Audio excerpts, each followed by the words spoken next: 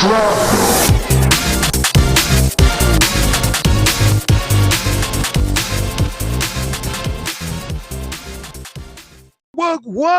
everyone, and welcome to Film Shrapnel, your one-stop spot for everything movies.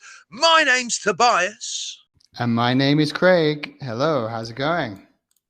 All good, man. All good. I've hurt my knee, actually, so not 100%, but I'm all good. How are you?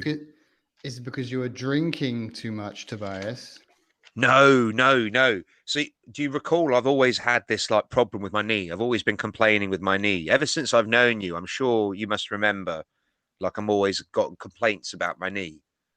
And it's not, I just sort of favor my other side. So it's not caused me too much complaints. But then I was playing basketball the other day and I just stepped on it funny and I just feel a pop. And now I've had a limp for about a week. You know, that's funny because I recently found out that my knee is kind of also a bit fucked as well because apparently I'm too mobile or either I'm too old, basically, is what they basically said. So for ages, my knee's been clicking for since November. I went to a friend's party because he just had a kid. And it's been I came back and my knees started clicking every time I went up the stairs, and it still clicks. And I went finally to see a doctor, and I was thinking I'm probably some disease. I'm going to die. No, it's just a bit more mobile than normal. It's fine. So yeah, it's kind of funny because we always our kind of weird catchphrase is "keep it knees." Yeah. And actually, we both have fucked knees. So I guess that fits in. This is what I'm saying. I think maybe we maybe tempted the universe a bit. I think we're going to have to retire the keep it knees, Craig. We've cursed ourselves, yeah. We've cursed ourselves. But the reason, Tobias, I say, was it because you were drinking? It's because what movie are we doing today? Or movies? We are doing both Drunken Master 1978 and Legend of Drunken Master 2000. I think this is 2000. Well, from what I understand, there are two versions. Actually, I'm not sure if they're completely different. There's a version that came out in 1994, which I think is probably the Hong Kong version, which is Drunken Master II. And then I think in 2000, they re-released it in the US and maybe probably the rest of Europe as The Legend of Drunken Master. So 6 years later. Really? Yeah, I don't know why they did. I guess it's because the originals didn't really reach the West that much. So I guess they re-released it to try to reclaim that. I think what happened was they realized they had something really good, and the West wasn't really getting on it. So okay, let's re-release this because this is obviously good and needs to be seen. So that's my theory anyway. It's interesting because I'm sure we'll get into it, but I feel like these films do feel very, very different to each other. And even though it's the same character, in a way, but I do feel there are some similarities as well. But we'll get into for sure. that. Yeah, we'll get into it.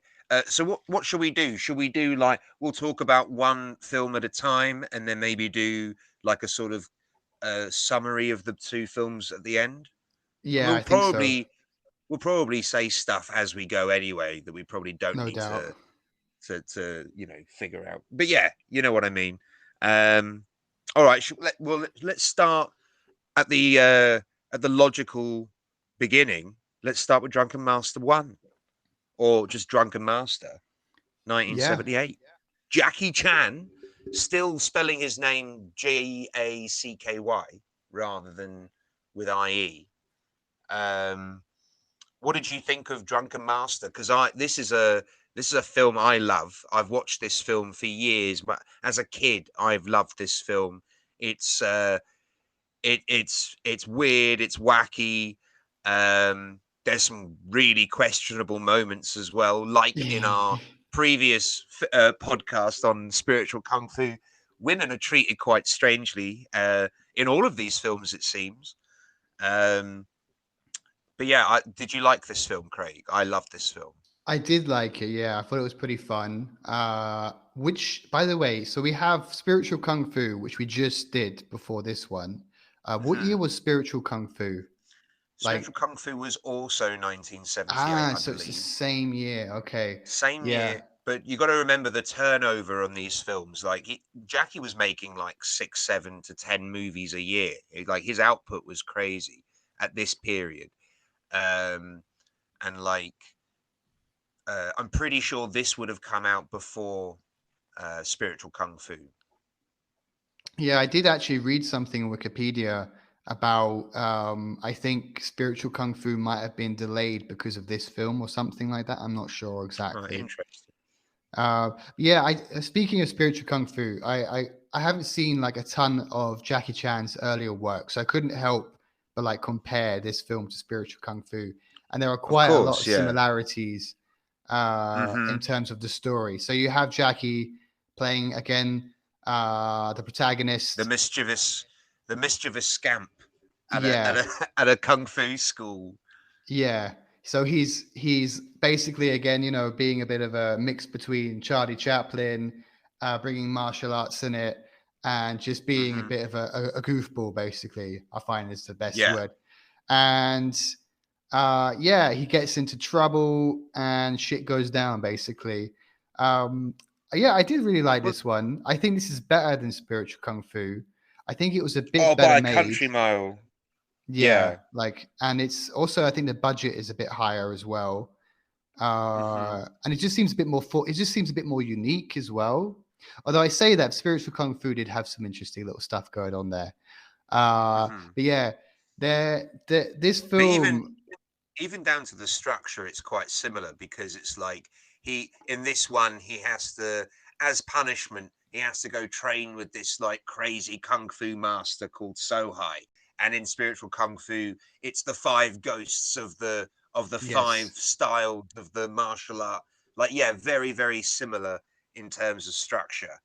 By the way, I'm I have glad to you like quickly this ask one. you, Hmm. what did you watch this with subtitles or dubbing? So I watched this one with dubbing. This and the dub is the one that I grew up with as well. I was very Okay. lucky to find the exact dub that I had on my video when I was a kid. Um, what? How did you watch it? So I also watched with dubbing, but when I started watching it, I had both the dub and the subtitles, and they didn't line up, and it was a bit confusing. So I had to turn off the subtitles because I'm getting confused. What's going on here? But I did have a couple of thoughts Yeah. when I noticed that.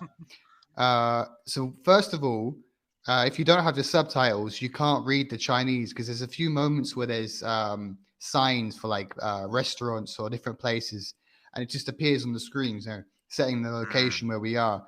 But with the dubbing, you don't know, you don't see where we are. You could be anywhere. You have to wait for the next shot to see if what's going on to figure out where the location is. But with the subtitles, it came up. And I did have a thought as well. So a lot of these martial arts movies from the 70s and 80s and even the 90s, where they're not speaking in English and they're dubbing it, sometimes a lot of people always say that the dubbing is quite weird and odd. And I did feel that with this film, they were trying to that whoever was dubbing this probably was watching as they were recording their lines. It feels a bit like they're trying to match the mouth movements of the mhm. actors. Did you notice that a little bit? Like I even did, if there yeah. wasn't really something to say or do, it just felt like they added something just to make it, even if it didn't even sound completely natural, just to make something come out of their mouth when they move their mouth. You know what I mean? Yeah. Did you have any favorite line? I mean, hang on, before we get into favorite lines of like really bad Oh, dubbing, we'll we'll we'll get into it. The basic plot, bare bones. yes, He's a we twat should at do that. school. Yeah, he's a twat at school. Uh, he sexually assaults his cousin. So as punishment, so as punishment, he uh, he has to train with this like really brutal kung fu master. But as it turns out, he's a total alcoholic. But he has a secret drunken style of martial arts. And meanwhile, there's this assassin dude called Thunderleg, and that's it. That's the whole plot. Let's just get Yeah. that plot out of the way, and now let's go. So yeah, funny lines, funny Yeah. Oh my lines. God. So about So a good quarter of my notes are just lines that I collected from watching this see, film. you know the scene where he meets Thunderleg for the first time and he's just escaped so high, and he fights Thunderleg, and he's like, your dad's kung fu is shit. And then Yes. he's like, he pushes him down, makes him crawl between his legs. But one of the lines he says was, I would.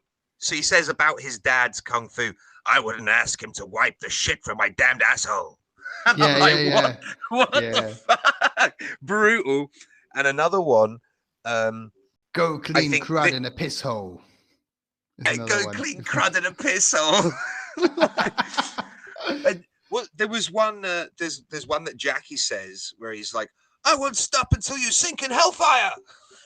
I'm like, what the who wrote the fucking dub for this? Go on, what were your favorite lines? Well, the first one that shocked me, that like I like literally like my fourth note, is like how, when Jackie meets his cousin and aunt for the first time, not knowing that they're his relatives. Oh yeah. Uh, he's trying to basically get a kiss or something from who turns out to be his cousin. We don't. There's nothing ever really discussed about that later. No. So he gets pushed away or something, and he just goes, "Dumb bitch." I'm like, where the fuck did that come from? I was like, what the fuck? You know what? But did you not find what was really weird is in that scene just before that moment, they're looking at her and he's like, oh my God, that girl's so gorgeous. Wouldn't you love to be kissed by her?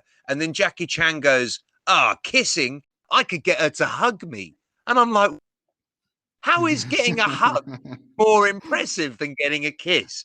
It was such a weird, it was just so weird to me that like the hug would have been more impressive than getting a kiss off. I have a feeling that's probably because he wanted to feel her up. That's the only way I can think he'd want to get a hug. I don't know.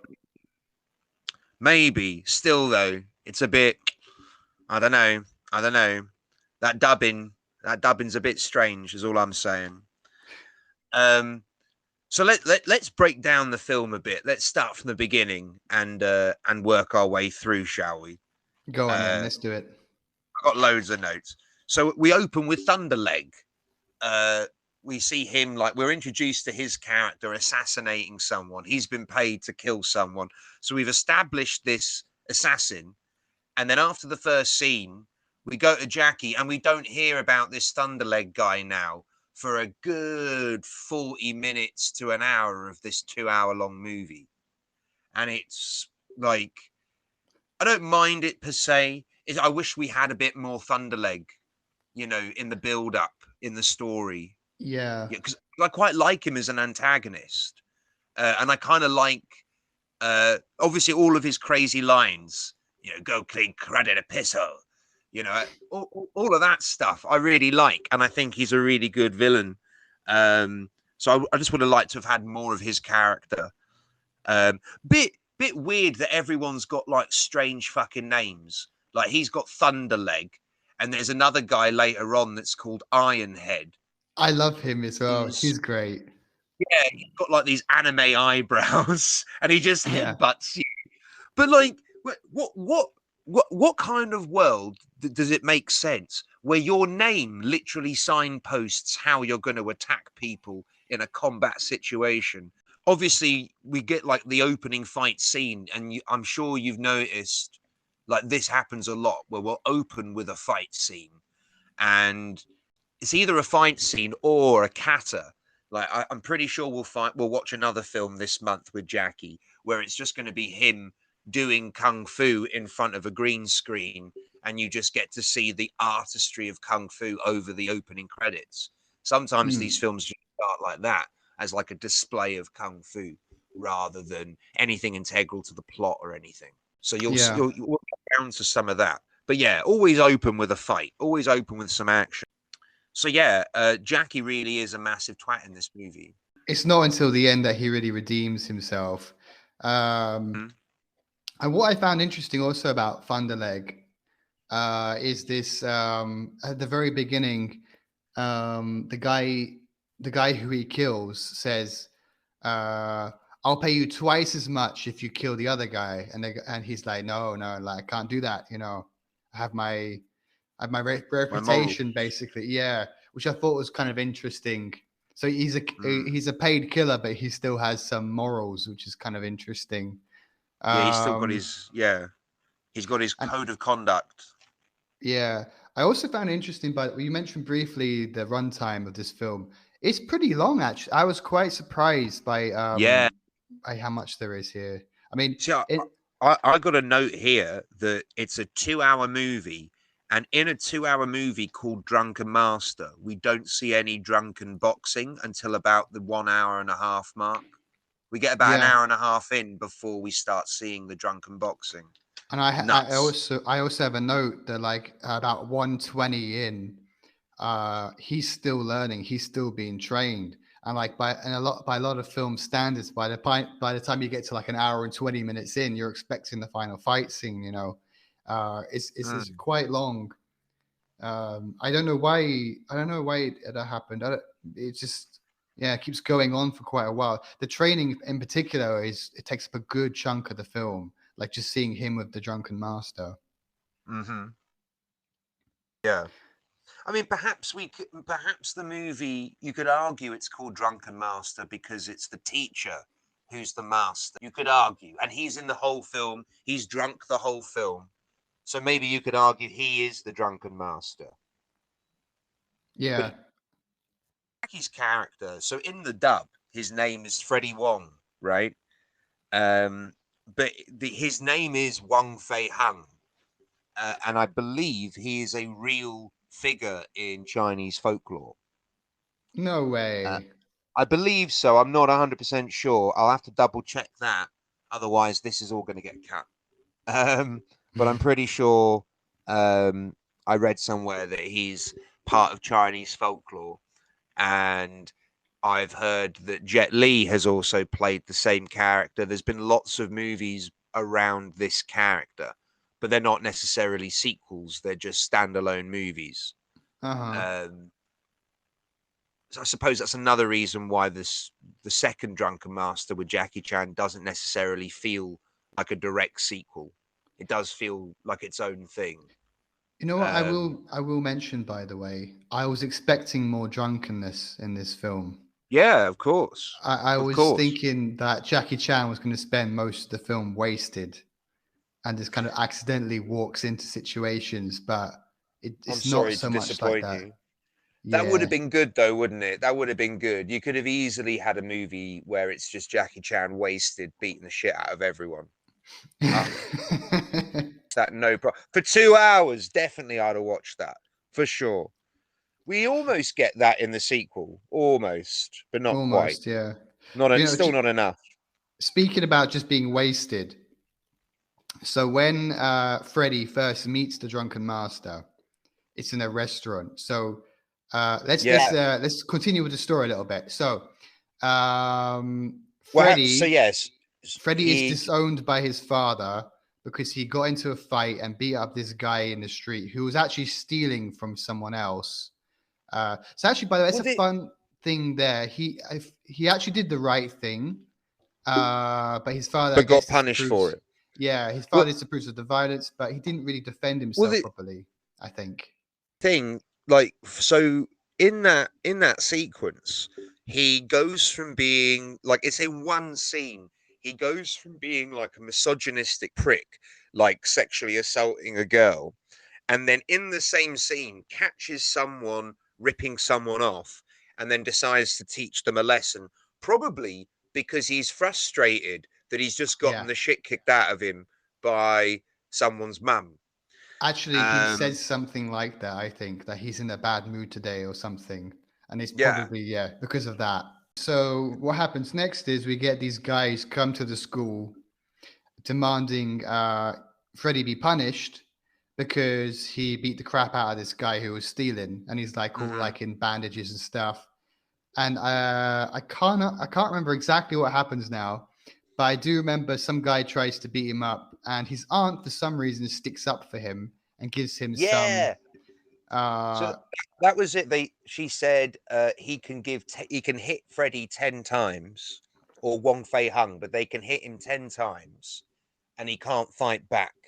But like that scene, he doesn't just bend over and take it. He's still allowed to like block for some reason. But yeah, so he gets hit 10 times, and then they don't feel like it's sufficient, so they keep going for him, and then he fights back and just kicks the shit out of all of them. Oh no, not all of them, just one guy. Yeah, who ends up just as bad as the guy in the bandages. Yeah. And his father just disowns him and says that basically he's going to be trained by what did you say his name was again, the Drunken Master's name? Well, in the dub, it's so high. Sohai, yeah, Sohai was the name. And Yeah. Can I he's just point terrified of out this. though? I'll point out that guy who he stopped like stealing from that guy. He does pull out a sword as well. Like I feel like Jackie really could have said, but the dude had a sword on me. He was trying to like kill me with a sword. I just defended myself. Maybe a Yeah. bit. Maybe I'd over defended myself. But like, yeah, he was trying to kill him. In all fairness. And I will also mention as well, this is another thing that happens in in the sequel. A similar situation happens. Uh, so then Jackie runs away, or Freddy runs away, because he's scared of being trained by this guy, and he starts Yeah. stealing from a restaurant. He tries to steal from the owner, like sitting at his table trying to eat, trying to get him to pay for the meal and sneak off. And there's a weird fight scene that happens in there. There's one guy who's like called the Gorilla, who has like this really weird, fake looking chest hair. And against, Yeah. you notice this, right? Yeah, man. Like this again, it's another weird character name where it's like gorilla. Oh, okay, so he's gonna just be like this really muscular, hairy dude. There you go. Like Basically, everyone's names are really literal of who they are as human beings in this. yeah. And then something odd happens, well, quite coincidental even. The drunken master just happens to be at that restaurant at the same time, sleeping at a table, probably because he's pissed, and he doesn't know who Freddy is. And he just ends up defending him basically, Hmm. even though Freddy's been stealing, he doesn't know who he is. And I was just Oh, thinking, like, I do think we're meant to assume that he does know who Freddy is, but Freddy doesn't know who. ah, okay, hey, maybe that makes more sense for the next few scenes. Uh, but I was thinking, could you just imagine that there was just a drunk guy who's a really good fighter who just accidentally walks into situations, doesn't know what the fuck is going on, just starts fighting people. Could you imagine how fucking crazy that Yeah, would be all the time? Like, mate, it'd just be really that's what they should chaotic. have made. That would have been amazing. I definitely would have had that. You know, Yeah. yeah, imagine Jackie Chan played Bad Santa. That's what we want. That's what we want. um, Yeah. I find it weird how, because again, another overreaction. So like that's when Jackie starts his training with Sohai, and like we have like a training montage, and it's only brief, and we can see that Jackie isn't handling it well. So what he does is he tricks Sohai into getting like and gets him into a barrel of water and puts a big rock on there, essentially trying to drown him, and he runs away. And I'm Yeah. like, that's a bit nuts. What? Because he's That's old and an alcoholic. He might not have been able to get out of that he might and have he'd have killed him. died. Yeah. Yeah. Yeah. That's not like. And all the music for all of these scenes, by the way, are all done really light-hearted and comedically. So it's like it's all meant to be taken light-heartedly. But I can't help but think, like, hang on a minute, you That is just tried to attempted kill a murder. attempted murder of a poor old pensioner who's just trying to teach you. He's just trying to teach you kung fu, mate. Like you should be grateful. He's doing it for free for a whole To, year. to be fair, when they start their training, it's just basically him just beating the shit out of Jackie Chan and Well, him crying. well, as much as you say that, like we get to it later in the film, but we realise that he's been Miyagiing him. He was the original Mr. Miyagi.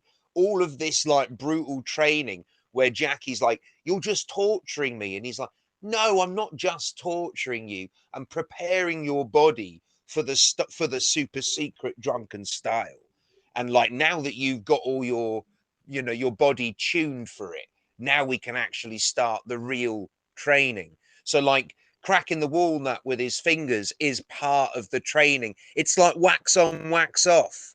He's the original Karate Kid. So high is like the original Mr. Miyagi. Mm. I also thought of it a bit like if you were to fight in a drunken style, you need to be able to take a bit more pain. Actually, this is something I think they mention in the second film about the relation between alcohol and pain, how you can take a bit more. Mm, So I think there's some relation to that as well. And I think yeah, also, because part of the idea of this like drunken boxing technique is this idea that the opponent has to think that you're drunker than you are. yeah. Your So your opponent thinks that they're going to win the fight based yeah, on how wasted you are. Yeah, yeah. So sure, you need to be able to take a bit of pain because they need to be able to get a few hits on you potentially to see, hmm look at this guy, he can't fucking even stand up straight. I'm smacking him everywhere, you know. exactly. So I think that's also part of it. hmm Absolutely. Yeah, I agree. It is a real martial art. It isn't just some made up thing for the movie. It is a real practice. Yeah. And I think, yeah, the lay character in Tekken, there's a mode that you can play drunken boxing, like because it's based on Jackie Chan, isn't he? Lay Hu Long. He's just based Haven't on Jackie. haven't played it too much, so I have no idea. Probably you're right. Ah, Tekken's great.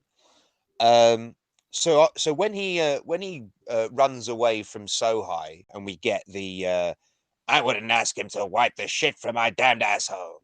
And at that But point, he's drying his trousers on the fire, and he's like sitting on this kind of chest that Thunder Leg has, where he gets these like murder the missions from. bounties, yeah, he gets these Yeah, bounties, yeah. and Well, there's another line I've got for you there where he goes, I think he tells him to get out of here, shithead, or something like this. And Jackie says, no, blah, blah, blah, blah, and he doesn't want to go. And Thunderleg goes, "You got a big mouth for a wet ass," or something like this. And it's like, that's fantastic. he's the best character in this. I mean, well, no, I I love quite his like insults. Sohai. I like Sohai. I like Thunderleg. You could have done a movie just with them. I think Sohai versus Thunderleg.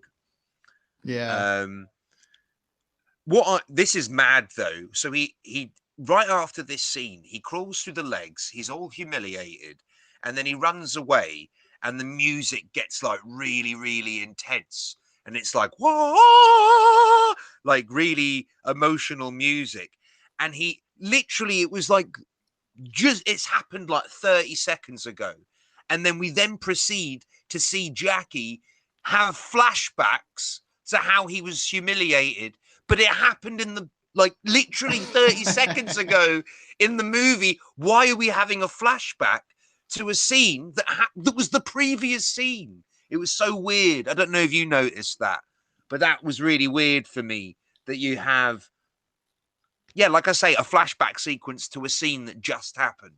It's really yeah. weird. I also have an interesting note about this fight scene. Like again, kind of comparing Drunken Master to Spiritual Kung Fu. It feels that in Drunken Master, uh, it's not like for example, we have a fight scene, right? And in some martial arts films, everything stops and we fight, and then we continue with what was going on before. But in this Mm-hmm. film, it kind of feels like it's happening at the same time, like when uh, Thunderleg is beating the shit out of Freddy. It feels like there is some dialogue here and there. There's some he's hiding at one point in the chimney and stuff like this, and it feels like um with some of the fight scenes in Drunken Master that like the stuff happening around it and within the fight that contributes to the character and the plot, if you know what I mean, what I'm trying to say. You know, And like absolutely. Because obviously we did uh, RRR not too long ago, and I feel like uh, a lot of people sort of go, oh, I turn off to like the song and dance element of Bollywood cinema, and like the same that can be said for like kung fu films from China or from Hong Kong. Um, every fight scene in Hong Kong cinema, like every musical number in Bollywood cinema, they are all in some way there to inform some element of the story or character development. They're never there for no reason. and there's always some information drawn from these sequences that you require for the rest of the movie. Like they're not just there for no reason. It's not just mindless action in the same way that Bollywood isn't just mindless song and dance numbers. They all inform the movie going Mm. forward. Yeah, absolutely, absolutely. You could argue all he needed to do was assault his cousin, and that would have been enough to get the punishment. But you also add in another fight scene with that other guy. But then later on in the film, you find out, oh, actually, that's started a conflict between the Lee family and the Wong family. And then that later leads to the Wong family blocking some kind of purchase of a property, or no, it's like a coal reserve or something, right? And that's towards the end of the film, and that's why the Lee family hire Thunderleg to kill Wong at the end.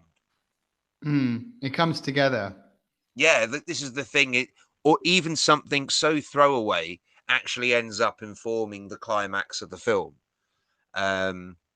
So yeah, absolutely, I couldn't agree more. Well, speaking of fight scenes, so he just got fucked up by Thunderleg. He comes back, he trains again with Sohai, and then he has to go get wine or something, and that's where he encounters Ironhead. And you said you liked Ironhead, the guy with the Dragon Ball Z eyebrows. Yeah, it wasn't because of getting wine. It was because they were gambling, Oh and yeah, he that's tried to right. screw them. Yeah, that was quite fun. And they even put like, so eventually, Freddy starts beating him, and he has a hammer in his hand, and he keeps smacking him on the head, and he even has these massive like, He gets uh, cartoon lumps, doesn't he? yeah, Cartoon he lumps. does. The only thing missing was like birds flying around in a circle. Like that's it. All it was missing. It just reminded me of like Sylvester and Tweety or Tom and Jerry. Yeah, exactly. Yeah. Can I also Yeah. say, by the way, considering that Freddy tried to kill the Drunken Master, let's say it is. Let's say it is what it is. Mm-hmm. He's super forgiving when he comes back after getting beaten the shit out of by Thunderleg. Yeah. Like, Yeah, just that's doesn't seem to true. mind. It's like, fuck off. You just tried to fucking kill me, and you can't come back He, here. he just sort of accepts, okay, go dry my pants. Well, my jacket, sorry. And then he sets his jacket on fire and he's still like, okay, back to training. And back they go. Uh okay, so I think I was mixing it up. It's the next scene, isn't it, that he gets sent to the town to buy wine, and then he Oh spends yes. he spends most of the money on like eating a meal, and so he can only afford like a little bit of wine. So he fills it up with water.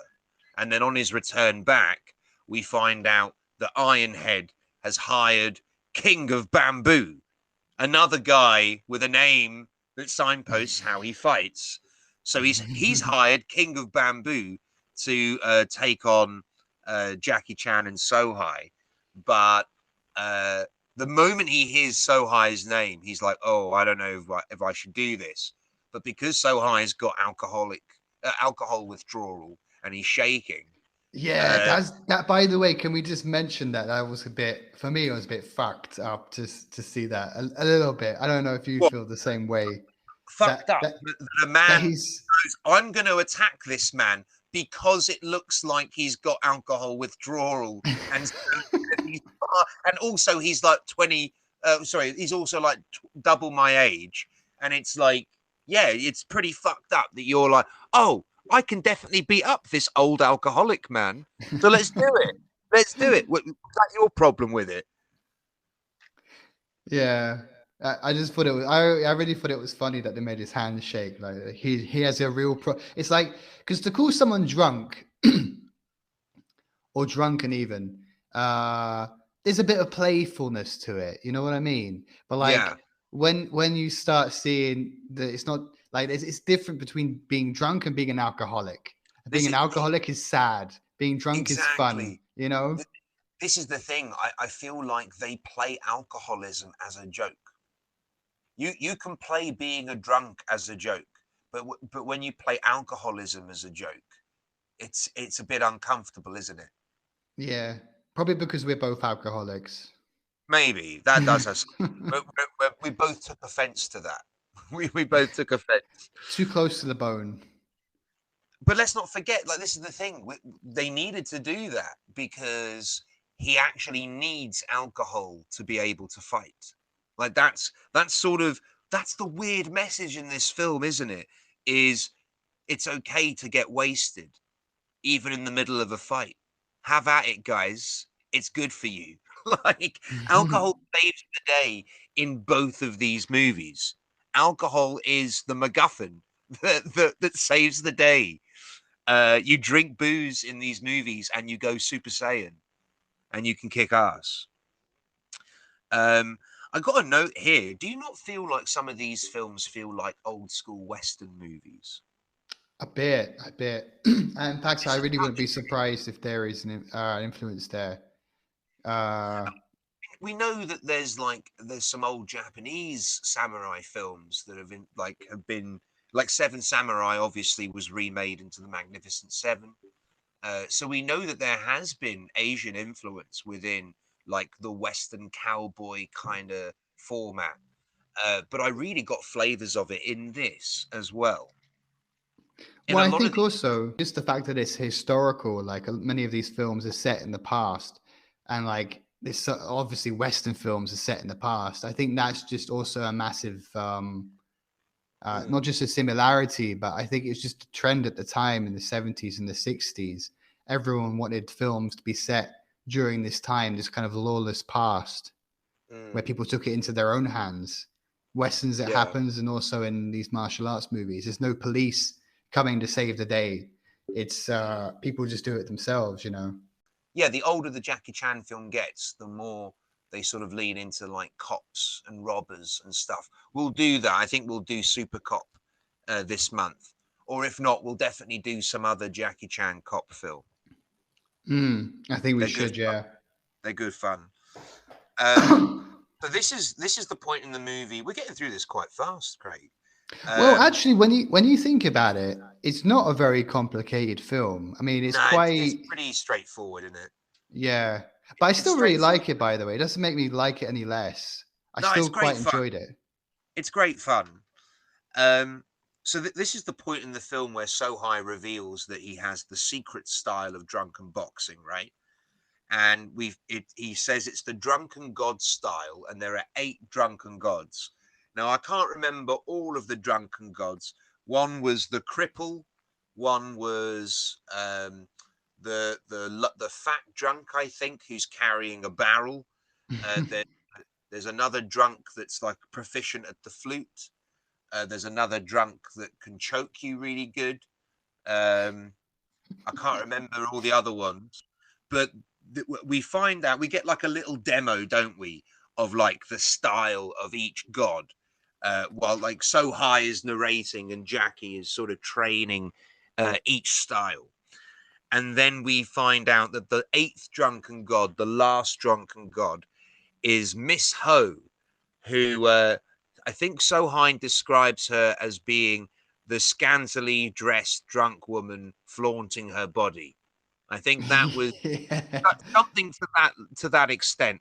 And Jackie Chan is just so adverse to doing what he calls sissy kung fu because he has to act all effeminate and like because that's part of the kung fu. Like I think what does he do in the final fight? Like do your makeup. But yeah, so the misogyny doesn't end at assaulting your cousin, but you also refuse to do female kung fu. And, Yes. obvi- and obviously, that's the only kung fu that can defeat the bad guy at the end. Yeah. So embracing your feminine side beats the bad guy, basically. Very, very important. Um, Maybe this film is not so misogynistic because he learns yeah, he learns has something to. in the end. You're right. He does. He has to embrace his feminine side, doesn't he? At the end, that is that Yeah. is the plot. That is what happens. He does have to embrace his feminine side in order to win at the end. So yeah, Yeah. maybe you're right. Maybe you're right. Maybe it's not as misogynistic as I thought. But before we Um, get to this final battle with Thunderleg, there is one more fight with there is, the I bamboo just guy. I will let you carry on. I'll just say before we move on, that scene where we're having the demo of how the drunken gods all fight, the song in that, uh, that song appears in the sequel as well, but that song is called One Fei Hung, and there is a Jet Li movie where that song is played, and they write lyrics to it, and Jackie Chan sings it. Just a little bit of trivia. Ah, yeah, I heard that he had a singing career as well. Oh yeah, Jackie's got like he's really prolific. He's got like 30 albums or something out in Asia. It's He's insane. yeah, it is insane. And Wong Fei Hung, I actually know the song. I actually have listened to it before. I may have shown it to you in the past. Uh, Hmm.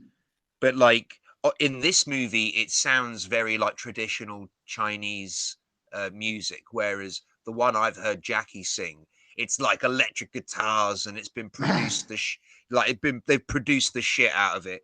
So like it doesn't have the same feel to it. It feels like a different song. But yeah, I just wanted to throw that little tidbit of trivia in. Let's talk about the bamboo dude. Yes, I was gonna say one last thing before. Speaking of people who are like multi-talented and have other careers, did you know that Eddie Murphy was also a singer as well, and he's produced many albums? Just a That doesn't random little thing. That doesn't surprise me, because anytime I've heard him do a bit of singing, he's been brilliant. Like I love him in Dreamgirls. I think he should have won an Oscar for that. I think he's fantastic in Dreamgirls, and his singing is phenomenal. I would happily listen to albums by Eddie Murphy. Yeah, I never knew that till recently. I was quite surprised. Oh, So dude, check yes, out check out Dreamgirls.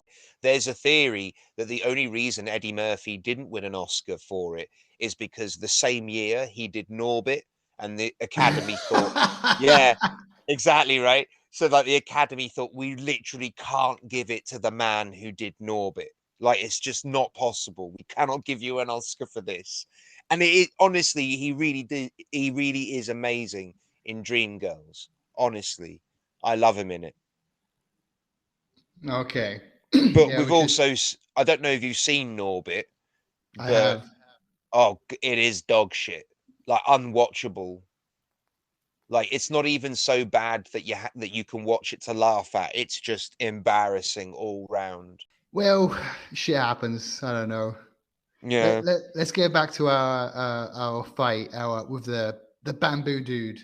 Uh, Go on. I think Hang on, but before the bamboo fight, I think is where we get the context about what's going on with Jackie's dad and the dad of the guy he beat up. And then we get that scene where they explain he's blocking some purchase of land, and then he hires Thunderleg to kill Jackie Chan's dad. yeah, I which think is very that's when important this for the end. happens. Yeah. Yeah, and at this point, he's kind of more or less got a grasp on the drunken boxing technique, and I think Yeah. in this fight, it's supposed to basically show that now he knows what he's doing. Now he's mastered it, and he can use it to basically beat people. Hmm. Sorry for the cough. And yeah, I think he's buying wine again, and he's heading Yeah. back, and he comes across the bamboo dude, Is it like a and wedding or something? yeah, he's like planning a wedding or something, and he basically just starts being a twat to him to annoy him, and then they get into a fight, and yeah, he beats him for the first time using the technique. And there's some odd stuff that happens in this scene. Most specifically, there is one bit where his head falls into shit, and there's this really silly Yeah. sound effect. Like, yeah, it's kind of You're you're right. So like I think at this point there's only about 20 minutes left of the movie. It's the first time we see the drunken fighting actually in a fight. Um you're right, there's like the shits bit, but there's also a bit where he farts in his face, I think. yeah. I'm sure of it. And it's just a bit weird, isn't it? I mean, like fun, jokey, but like I just think that's a step too far personally. It's a bit too crude. Hmm. I don't like Yeah. crude humor. I don't like dumb humor either. And like, I know we'll get into the second film, and I'll bring it up again. But in the second film, he blows a bubble for no reason, and it goes really cartoonish. And I really don't like bits like that. Although the Ironhead bit, giving him cartoon bumps, I did quite like that for some reason. So yeah, I don't know. I don't know why one works for me and the other one doesn't. But yeah, I felt like the falling in poo and farting in someone's face is just a bit naff. But I don't know what you think. For me, I I don't was like it. I was a bit surprised. It was enough to Yeah. warrant me writing a note about it. Yeah, exactly. Exactly. And it's just like, even when you're the hero now, you're still being like a right little asshole. Like you're farting in people's faces. Like you, it's not just enough that you beat them in a fight. You have to humiliate them as well. You've got to fart in their face. You've got to like use your walnut technique to purple nurple them. Like that's so out of order. Like, come on. He's just a prick. I He like him though. is. He's a lovable arsehole. He's a lovable little prick, yeah, because you don't actually know if this guy is bad. Because, He's just so some what? dude that got asked to help out a mate in it, really. That poor Yeah. bamboo guy. He was like, oh, my mate got beat up. I better go sort him out because, that's my boy. And, And although maybe, it is his fault for attacking like an old age alcoholic. That is on yes, yes, that's true. That's true. You can't forgive that. no. But yeah. So moving on. Yeah, Um, moving on. He steals a giant pot of wine, doesn't he? From two actually, two. one on each He, leg. so he steals two giant pots of wine, and then on his return to Sohai's house, Sohai has left and written him a note saying, "Your training's complete. It's been a year. Go back home to your dad." Which, you know what? Just in the nick of time, because that's about the time Thunderleg finds Jackie's dad. So it's just as well Jackie wasn't busy, because it's about now that we actually need him to have some free time. Yeah. Yeah, and it's kind of funny because he does find him very quickly. So I think what happens is Van der Leg finds Freddy's father, and he's going to beat the shit out of him and kill him. And then just as they're about to fight, I think Jackie rocks up. Jackie, yeah, with the fat guy, the fat student, who I don't know why he's there, just happened to find him, and they're just at the right place at the right exact time. And also Sohai just shows up as well. So it's kind of Yeah, just I was going to say, what, like, Sohai has left him a note. Okay, I'm going to walk the earth by. If you ever need me, just call for me. And then right when he needs him, oh, you know what? You don't need to call for me. I just have an instinct. Because he says to him, "What are you doing here?" And he's like, "I couldn't have missed this fight." And it's like, but how did you know that this fight was going to happen? How did you know? And how did you get here so far? It's like you teleported. You teleported. It's fucking strange, but okay, fine. You've set up the fight, but now it's the fight, and the fight is fucking great, is it not? it's a pretty fun fight, yeah. It's amazing, and obviously Miss Ho, as I said earlier, is the only drunken god that could actually defeat Thunderleg, and of course, it's the only part of this technique that Jackie couldn't be asked to study because he's, he doesn't like it. It's too girly. Um, What does he say here? So Sohai says something. Just to imagine something about the technique. He said something he, like that, didn't he? he, Like he to said combine. he said combine something to the effect of combine all of the drunken gods to create your own Miss Ho. So he's basically encouraging him to improvise around what he's learned. Um, And somehow this is enough, and it works. somehow, not only is this enough, but he also manages to master the Miss Ho technique flawlessly, Yeah, like fucking flawlessly. and Um, also at this final fight scene, after he's started to use Miss Ho's technique, he does one of my favorite parts of the movie. It's also very stupid, but it made me laugh. Uh, where he tries to jump on Thunderleg, and he goes, "Old woman on toilet," and he leaps in the air and then lands on his ass, And like, do Yeah, you remember but this? yeah, but then doesn't Thunderleg roll out the way and go, man, puts down toilet seat or something like that? Like, like really dumb dialogue, but I loved it. I He's so loved it. great. And there's also a line somewhere here. I've written it down. I can't remember where exactly it is. It might even be in the bamboo scene, actually, where someone says, "You watch out, or you'll have a body with no ass," or something like that. Yeah. You'll have a body with no ass. Oh, ridiculous. I remember something like that. Yeah. Oi, I'll tell you this. We also find out in this scene that Thunderleg has his own secret technique, um, which they don't name it, but like based on the fact that his name is Thunderleg, if this is his real technique, his name would have been Floppy Hand, but that doesn't have the same ring to it as Thunderleg. But he does this floppy hand thing, doesn't he, to try Yeah, and confuse Jackie. And I think it's meant to be a callback to when So High was being super observant about the gambling. And so I think that was meant to be a callback to that, like another thing So High had taught him without actively teaching him. But they didn't really make it obvious, so I'm not too sure. But you you know get what? like it's the same shot of Jackie's eye watching the floppy hand action as the shot was with So High when he was watching the cups being moved around for the final gamble.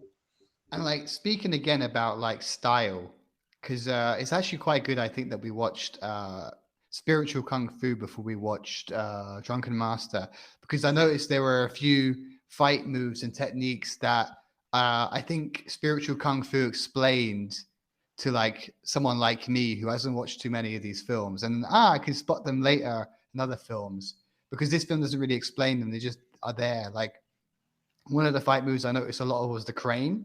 Like, and it wasn't Yeah, like Snake and Crane. Yeah.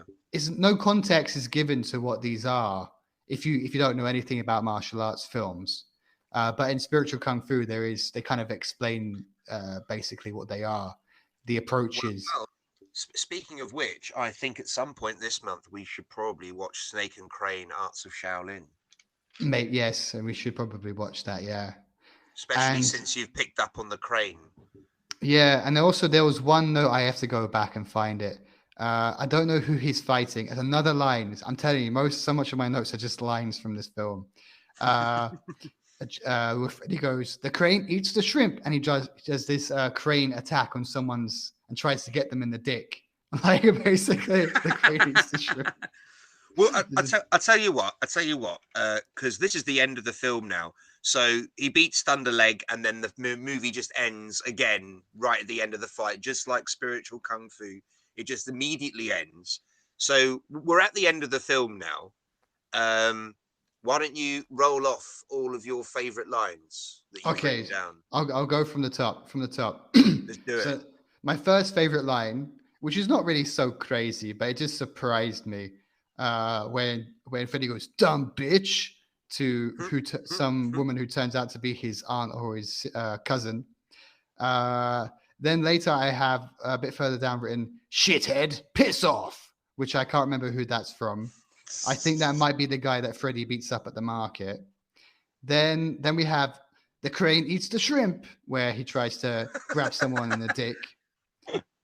After that, we have a big mouth. Sorry, a big mouth on a wet ass, which is when when Thunderleg, yeah, he's yeah, Thunderleg when Freddy's drying his trousers. yeah. Then we have That's when you had my favorite line was like, "I wouldn't ask him to wipe the shit from my damned yeah. asshole." I think what I've written down here, but I wrote it down really quickly, so it's like there's lots of spelling mistakes. Judging by your dad's kung fu, sorry, let me say that again. Judging by your dad's kung fu is shit. I wouldn't ask him to wipe shit off my asshole, which is what I got written down there. Uh, then we have clean crud in piss holes. Yeah, Then we have a bit of a gap. and this is where I have. I won't stop until you sink in hellfire. Yeah, that's a good one. And then we have the last two I have. Watch out, or you'll have a body with no ass. And then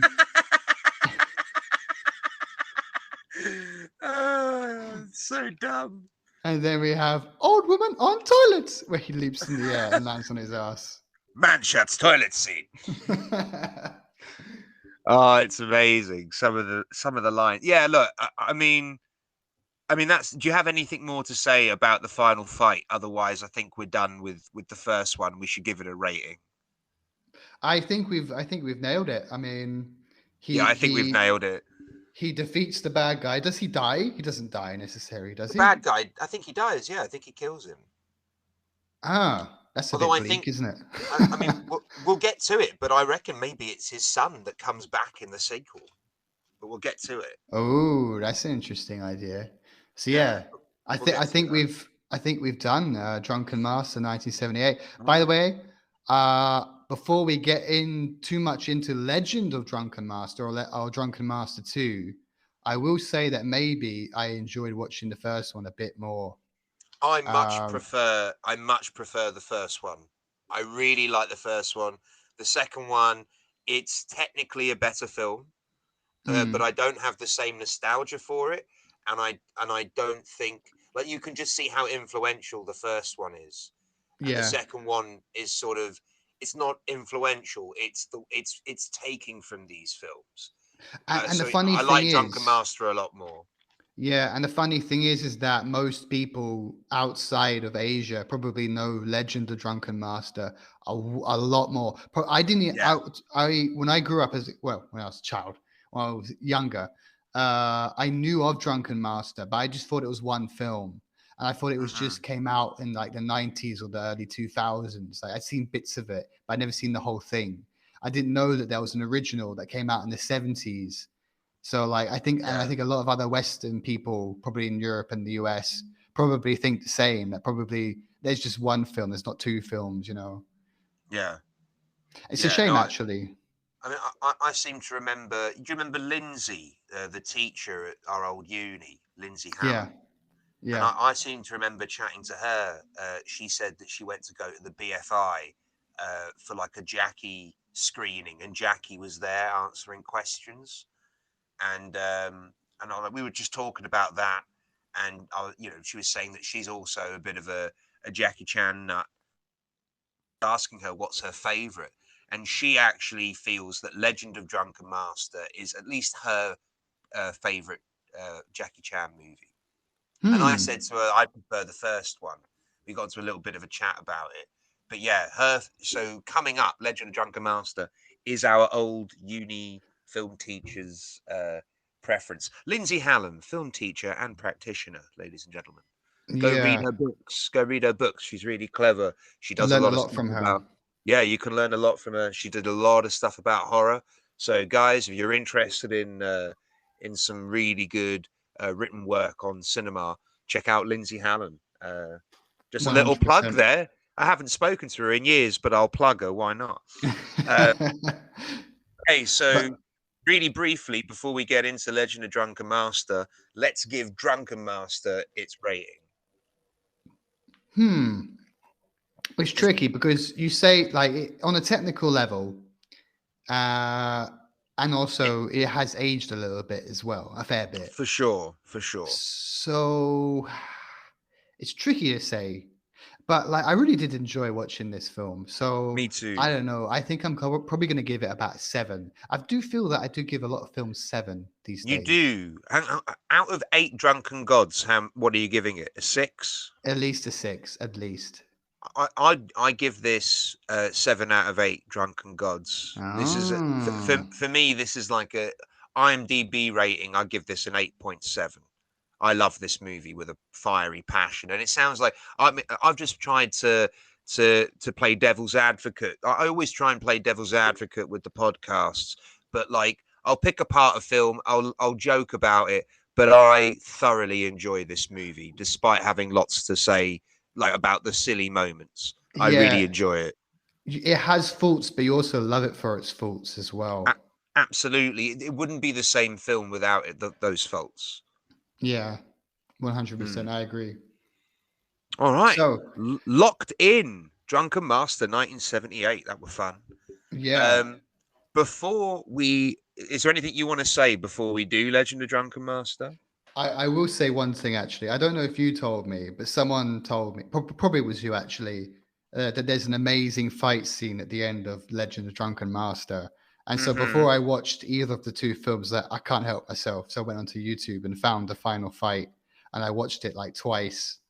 I was like, okay, yeah, that's pretty It's a fucking good. it, it is amazing. It is amazing. Craig, my first note, for me, it's super nostalgic to see the Golden Harvest logo and the theme tune at the beginning of a movie. It's so iconic for me. I have seen 1,001 films with exactly that opening.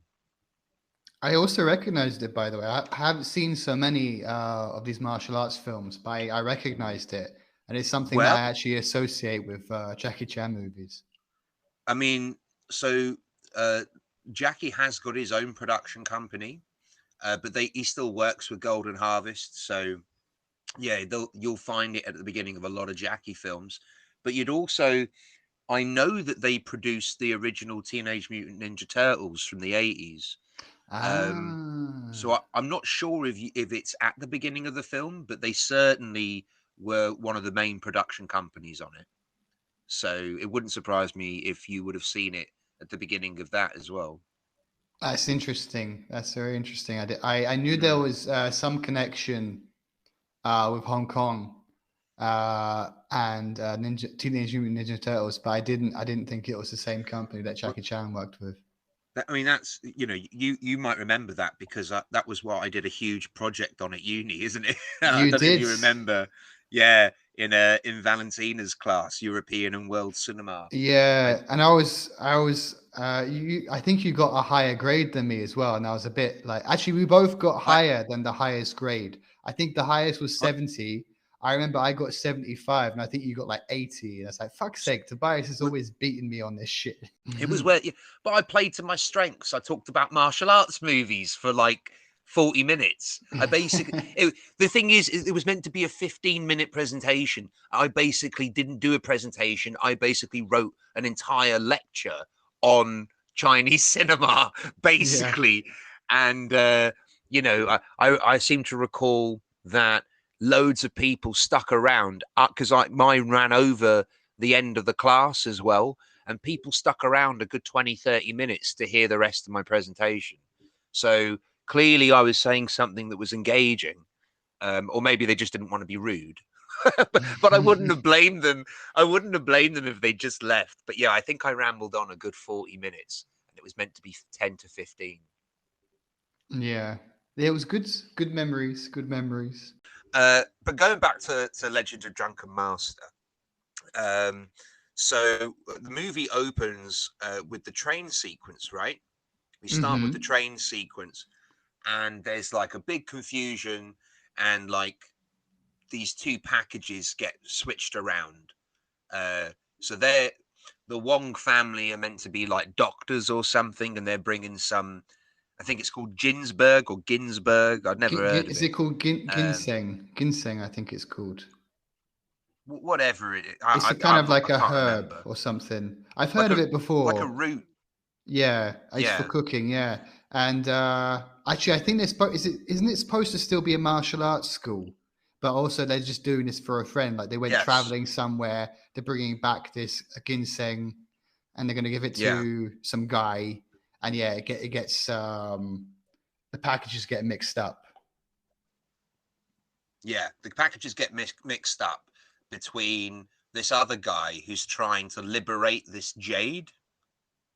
Yeah. Is that what he's trying to? Uh, Because is it the British? They're there to basically take a Steal bunch of, everything, stick it in yeah, like museums, make some money out of it, exactly. basically.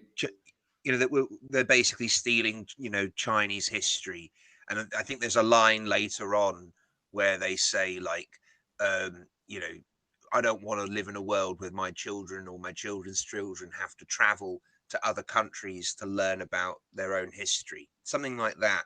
There's a Mm. line there. So the film towards the sort of last 30 minutes becomes really about sort of defending traditional China, but we get a good hour before that, hour and a bit before that, where we're just sort of showing how Jackie Chan is a bit of a mischievous scamp again. Yeah, I'll Yeah. tell you this. So he's like 40 in this, right? Like Yes.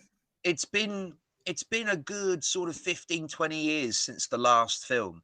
He's like 40 and it doesn't feel like his because I looked this up and it is meant to be the same character. So it's Yeah. technically a sequel.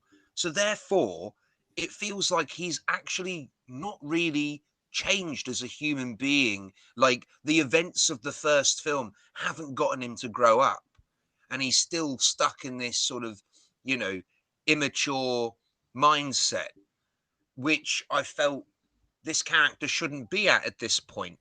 You know, if he's honed his martial arts skills and everything he learned from the first film, you would have thought he would be a more mature drunk.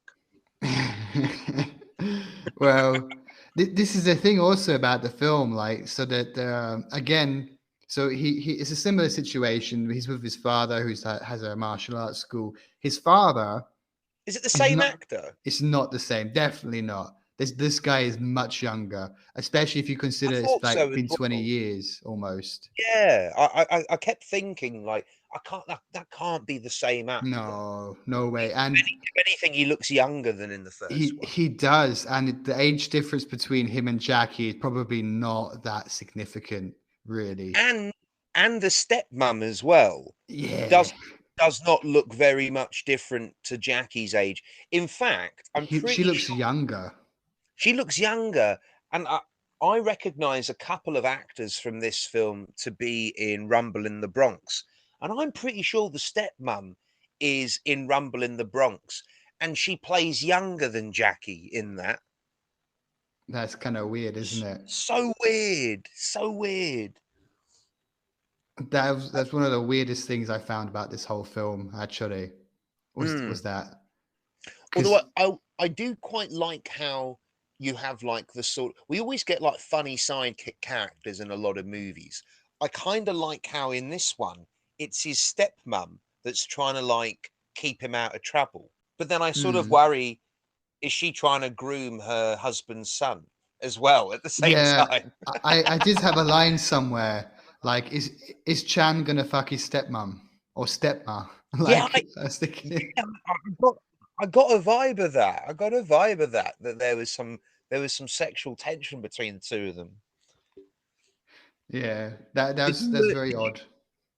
when you watched this one, so obviously the previous film I watched it dubbed and you watched it dubbed. This one I couldn't find a dubbed version. I had to watch it uh in its Subtitles. original audio. Yeah, I had to watch it with subtitles, yeah. Yeah, me too. Me too. I couldn't get a dub version. Um and because of that, there is like there's a scene early so like when the film evolves that towards the end we have this whole amazing fight scene at this like steel mill factory kind of place. But we get like a little glimpse of it early on in the film, and there's a sign that we don't get to read in English, and the subtitles don't tell you what it says, and it shows you like those bottles of liquid that in the end of the film Jackie will start drinking to get Mm-hmm. wasted so he can fight. I've got a feeling because that you just I don't know why you would have alcohol in a steel mill. I reckon that's meant to be gasoline. Well, actually, it's funny you mention this because so when I watched the fight scene on YouTube, the final fight scene, uh, I did look at some of the comments, and some guy does explain. I think he says it's ethanol Hmm. or something like ethanol that's used, I guess, in these steel mills to keep the fire burning. Actually, I think there is a point early on in the factory where the fire is going out and then some guy pours some on and it keeps Yeah, it going again, which I think is yeah, important to explain it a bit later on. But yeah, without that context of what's written, you don't understand what is that and why is it yeah. important. Exactly. And that in that scene, we get like a white guy come in, and they're basically increasing the workers' hours and Without pay. uh, without pay. And then when all the workers they're like, "That's bang out of order." They just beat them up. Like they just beat up the staff until they get back to work. It's like Meanness for Fuck the white sake of people. being mean. Yeah, yeah, fuck Yeah, white people. fuck white people. It reminds me of my old job. Um, uh, I will say, I think as much as I love the fight choreography in the first film, I do think Jackie really has honed his craft by now, and his movements are just so graceful in this. It feels really Hmm. balletic. Some of the fighting, really balletic. Yeah, I totally agree. I also think that probably they've learned a lot, like in the last 20 or so years of making these films and how to shoot it properly, how to prepare everything Hmm. correctly. I Absolutely. imagine there are a lot more actors, younger generations who are inspired by watching the earlier films, who later grew up and studied martial arts, who later became in, Mm. started starring in these films, because a fair amount of the cast is younger, I think, than Jackie, especially the bad guys. Yes. So, yeah, I Yeah. think that by this point, Hong Kong Uh, martial arts cinema is like reaching a high point. I I actually think a lot of the bad guys are like members of his stunt crew. I think I wouldn't when be they when surprised. the when bad guys don't often have a lot of dialogue, they often they're often like members of the stunt team. I heard somewhere. I'm not too sure how true that is, but like he's got a huge stunt crew, and you'll see them pop up a few times, like the same faces, and pop up in his movies. Yeah.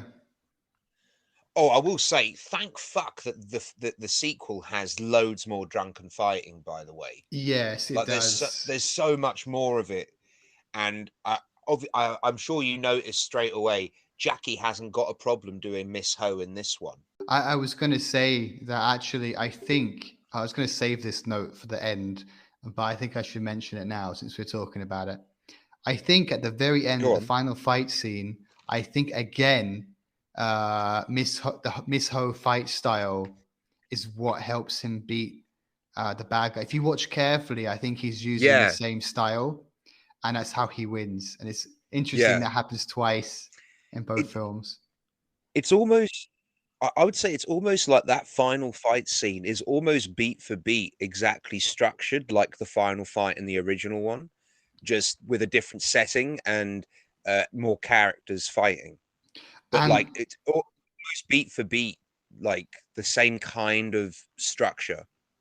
yeah, but you know what really intrigues me about the fighting in this film compared to the first is the emotion and the rage that Mm. that Jackie Chan has. Like I haven't seen him fight like that in anything. Like he's always been very He gets composed. really.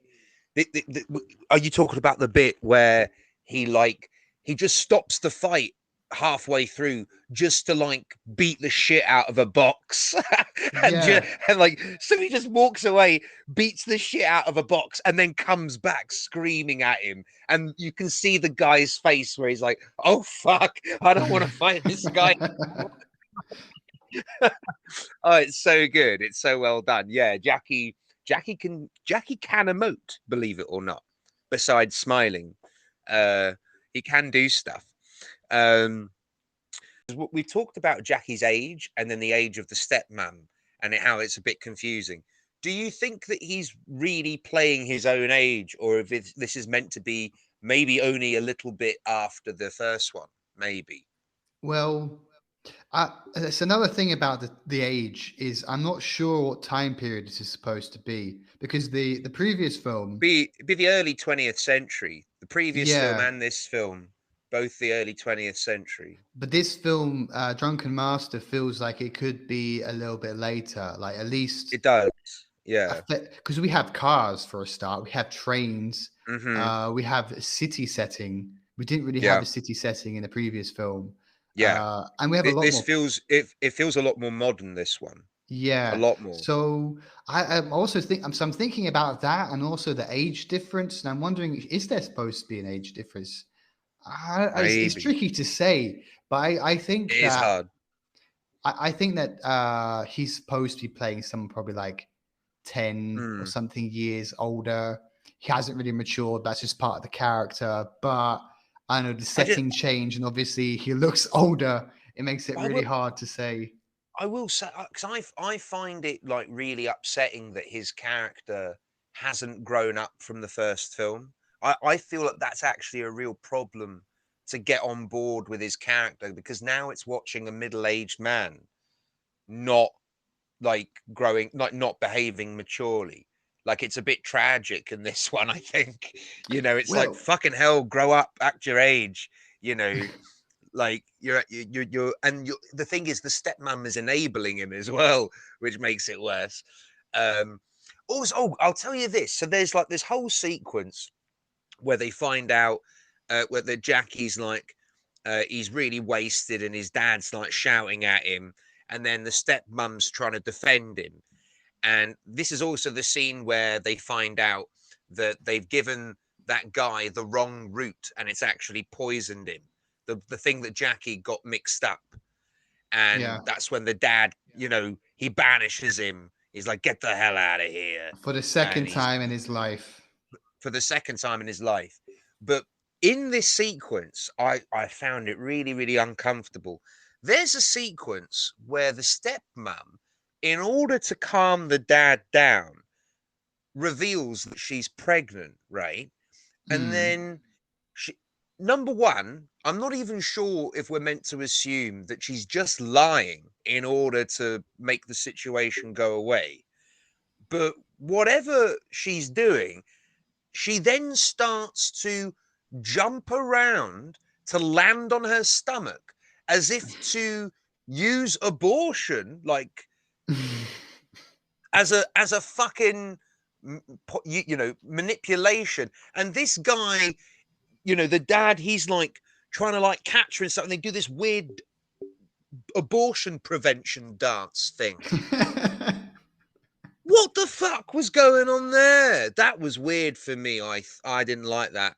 Well, I didn't hate it, but I didn't think it was. Didn't like it. I didn't like it. It was odd, yeah. It was really I weird, wasn't it? I still And don't it know if and she's it's supposed to be pregnant or not. exactly like it came off as a lie, and they do mention it a couple of times later, like that she's pregnant, but it came off in the moment that she may have just been making it up to get the dad's mind off Jackie. But then she starts like trying to land on her stomach, be like, oh, you don't care, okay, then I'll let it die, or some weird, and it's played for laughs. Really strange, I thought. Really strange. Doesn't really match uh yeah, just really weird. um and then this is it. In that scene, the dad, when he's like angry with Jackie, he literally waterboards Jackie with wine. He's like, you want a drink? All right, then let's have fucking drink, sort of thing. And he literally drowns him in wine. What a punishment.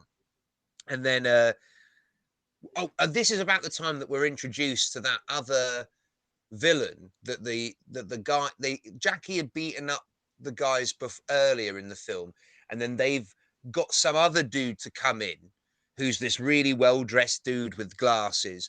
And when he meets Jackie, he's like, this can't be the guy, because he's wasted. He's like, this can't Mm. be the guy that you want me to beat up. I don't want to waste my time with this guy. And he just kicks the living shit out of Jackie. And this guy has super kicking kung fu. Yes. And it Sounds feels like familiar. exactly. Is this maybe the return of Thunderleg? Is this the return of Thunderleg? Now, let's not Stunt. forget that this film doesn't go in for the really crazy signposted names like Ironhead or King of Bamboo or Thunderleg. This film don't do that with their characters. But if this film did do that with their characters, this guy would be Lightning Foot. Yeah, the foot movements that he does in this film are very impressive. It, Very it's impressive. just that he's Thunderleg again. It's the Yeah. return of Thunderleg.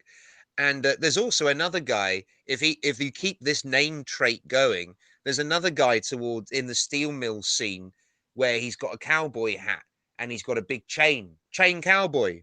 Boom. Yeah, yeah, I remember this guy. I was a bit confused where he was supposed to be from. I guess He's he's just supposed some to be British, just but just henchman in it, just yeah. random henchman. You know. henchman with a chain and a cowboy hat. It's Chain Cowboy. But Um, by the way, actually, I need to mention this because I just saw it in my notes. I just remembered. I'm still actually thinking again about the period. I'm still super confused actually let's look it because up. Let's look it up. during this time. So hold on, there is I don't know where they're traveling to or from. Maybe they're going from mainland China into Hong Kong because they're checked. There has to be taxes or whatever for what they're bringing in on the train, like a Hmm. duty tax or whatever.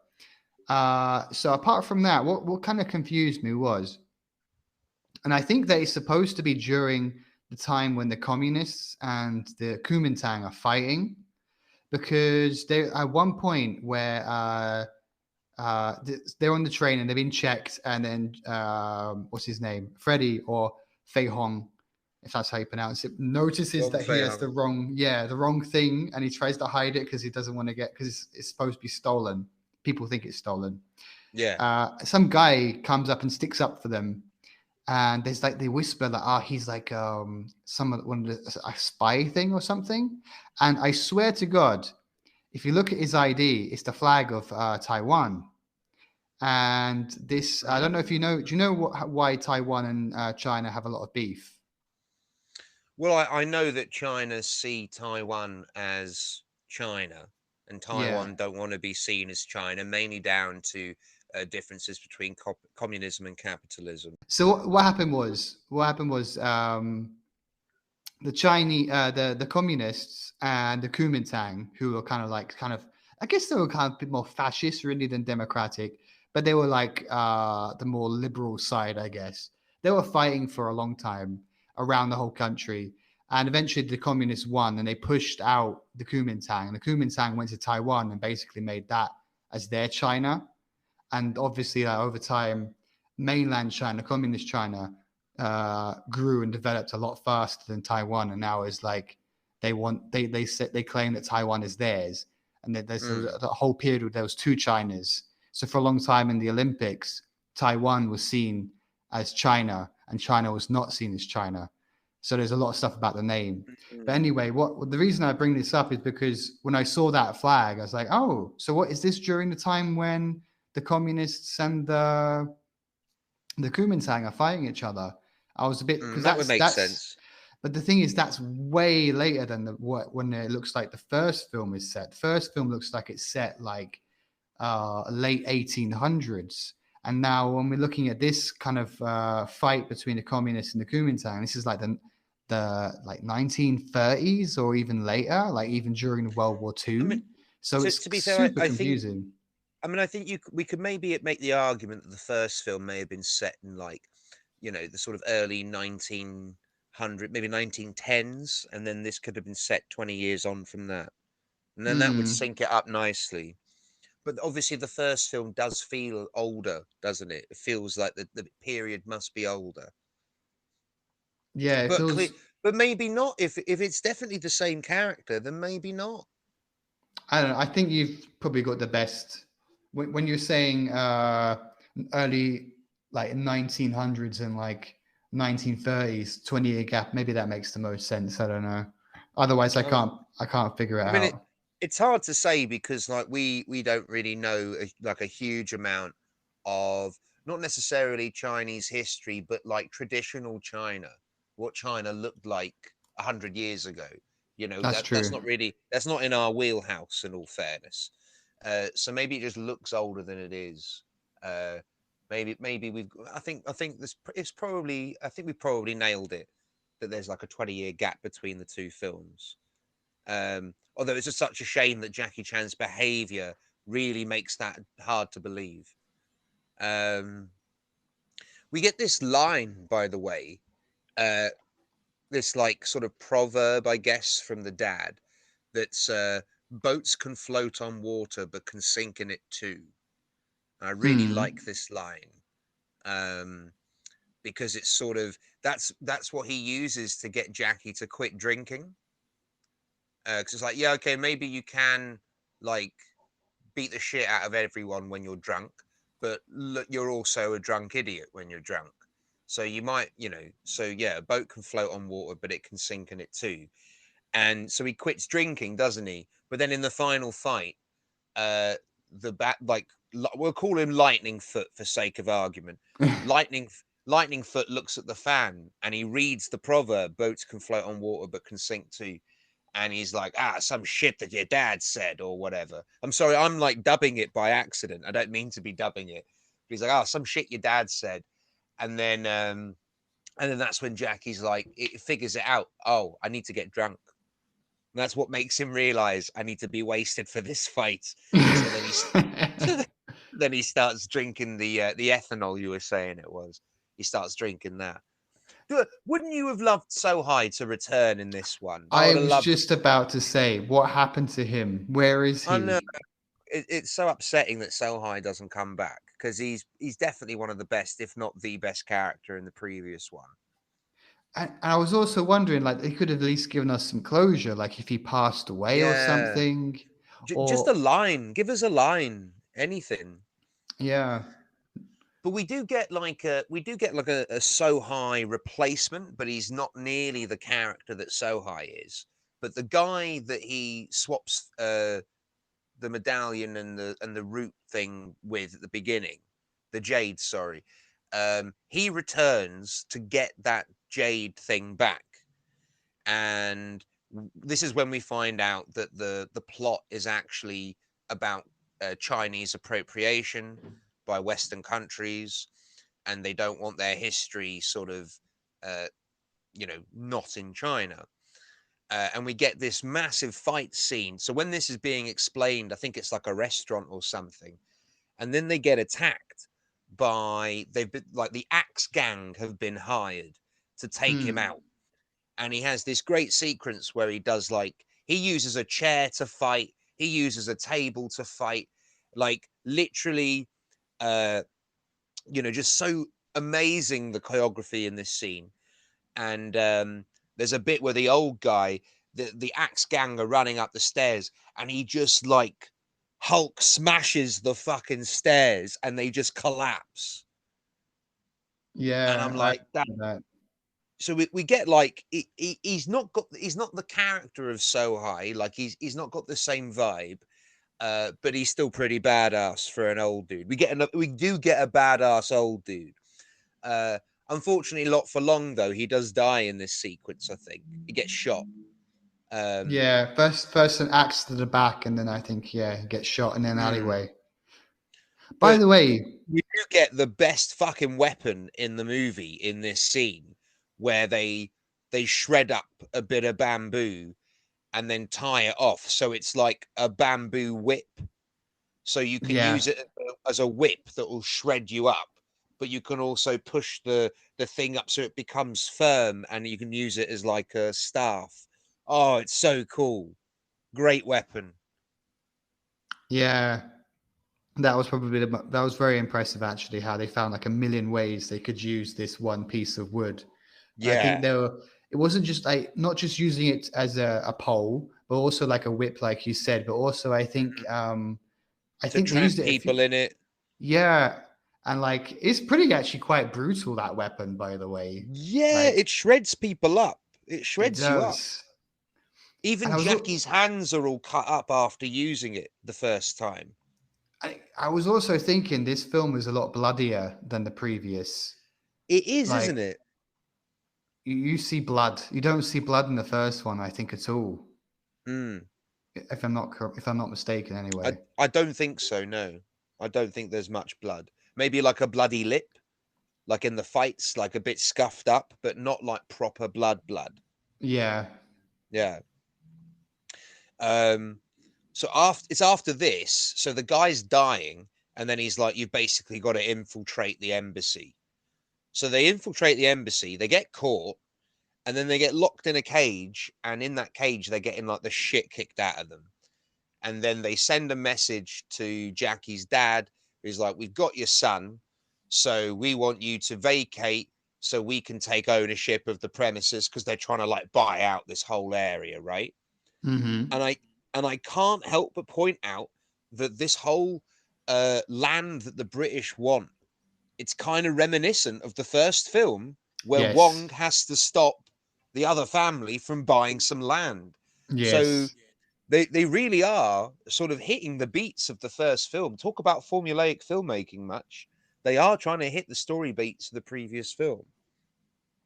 Well, I think that they're just not only just that, but maybe because some years have gone by and now Hong Kong cinema is like massive, especially in the Hmm. 90s. I think that Yeah. they were just trying to redo the same thing, but to hit Western audiences. I think that's Hmm. probably why there's so much similarity in the plot. That's I my mean, yeah, theory that makes anyway. sense. That makes sense. Yeah. Um, oh, we do have a really good action scene before the end where they sort of like it's like a guns versus swords scene. Do you remember that? And it's Remind me. like they're getting like guns are getting pointed at them, but then they've got swords, and they sort of like they use the sword to sort of get in between the trigger. So like they click the trigger, but the sword gets in the way, so the gun can't fire, and it's like you brought swords to a gunfight, and the swords won. And I Hmm. quite like because it was like the Chinese guys had the swords, and I think it was like the bad guys, the British, had the guns, and it sort of got me vibes of like that scene in Indiana Jones, the first one, where the guy's flailing his sword around and Indy just shoots him, and it was like this because obviously in that Indiana Jones scene, and I think you remember this from uni as well, but we talked about that as sort of like Western ingenuity, sort of trumping like this traditional way of doing things. That like modernizing yourself is what needs to be done to be stronger. And it's sort of like it's the same thing in this, except the other direction. That traditional China can overcome sort of Western advancement. Um, but it is kind of an oxymoron in this scene because China were the ones who invented gunpowder. So, you know, a little bit of a contradiction.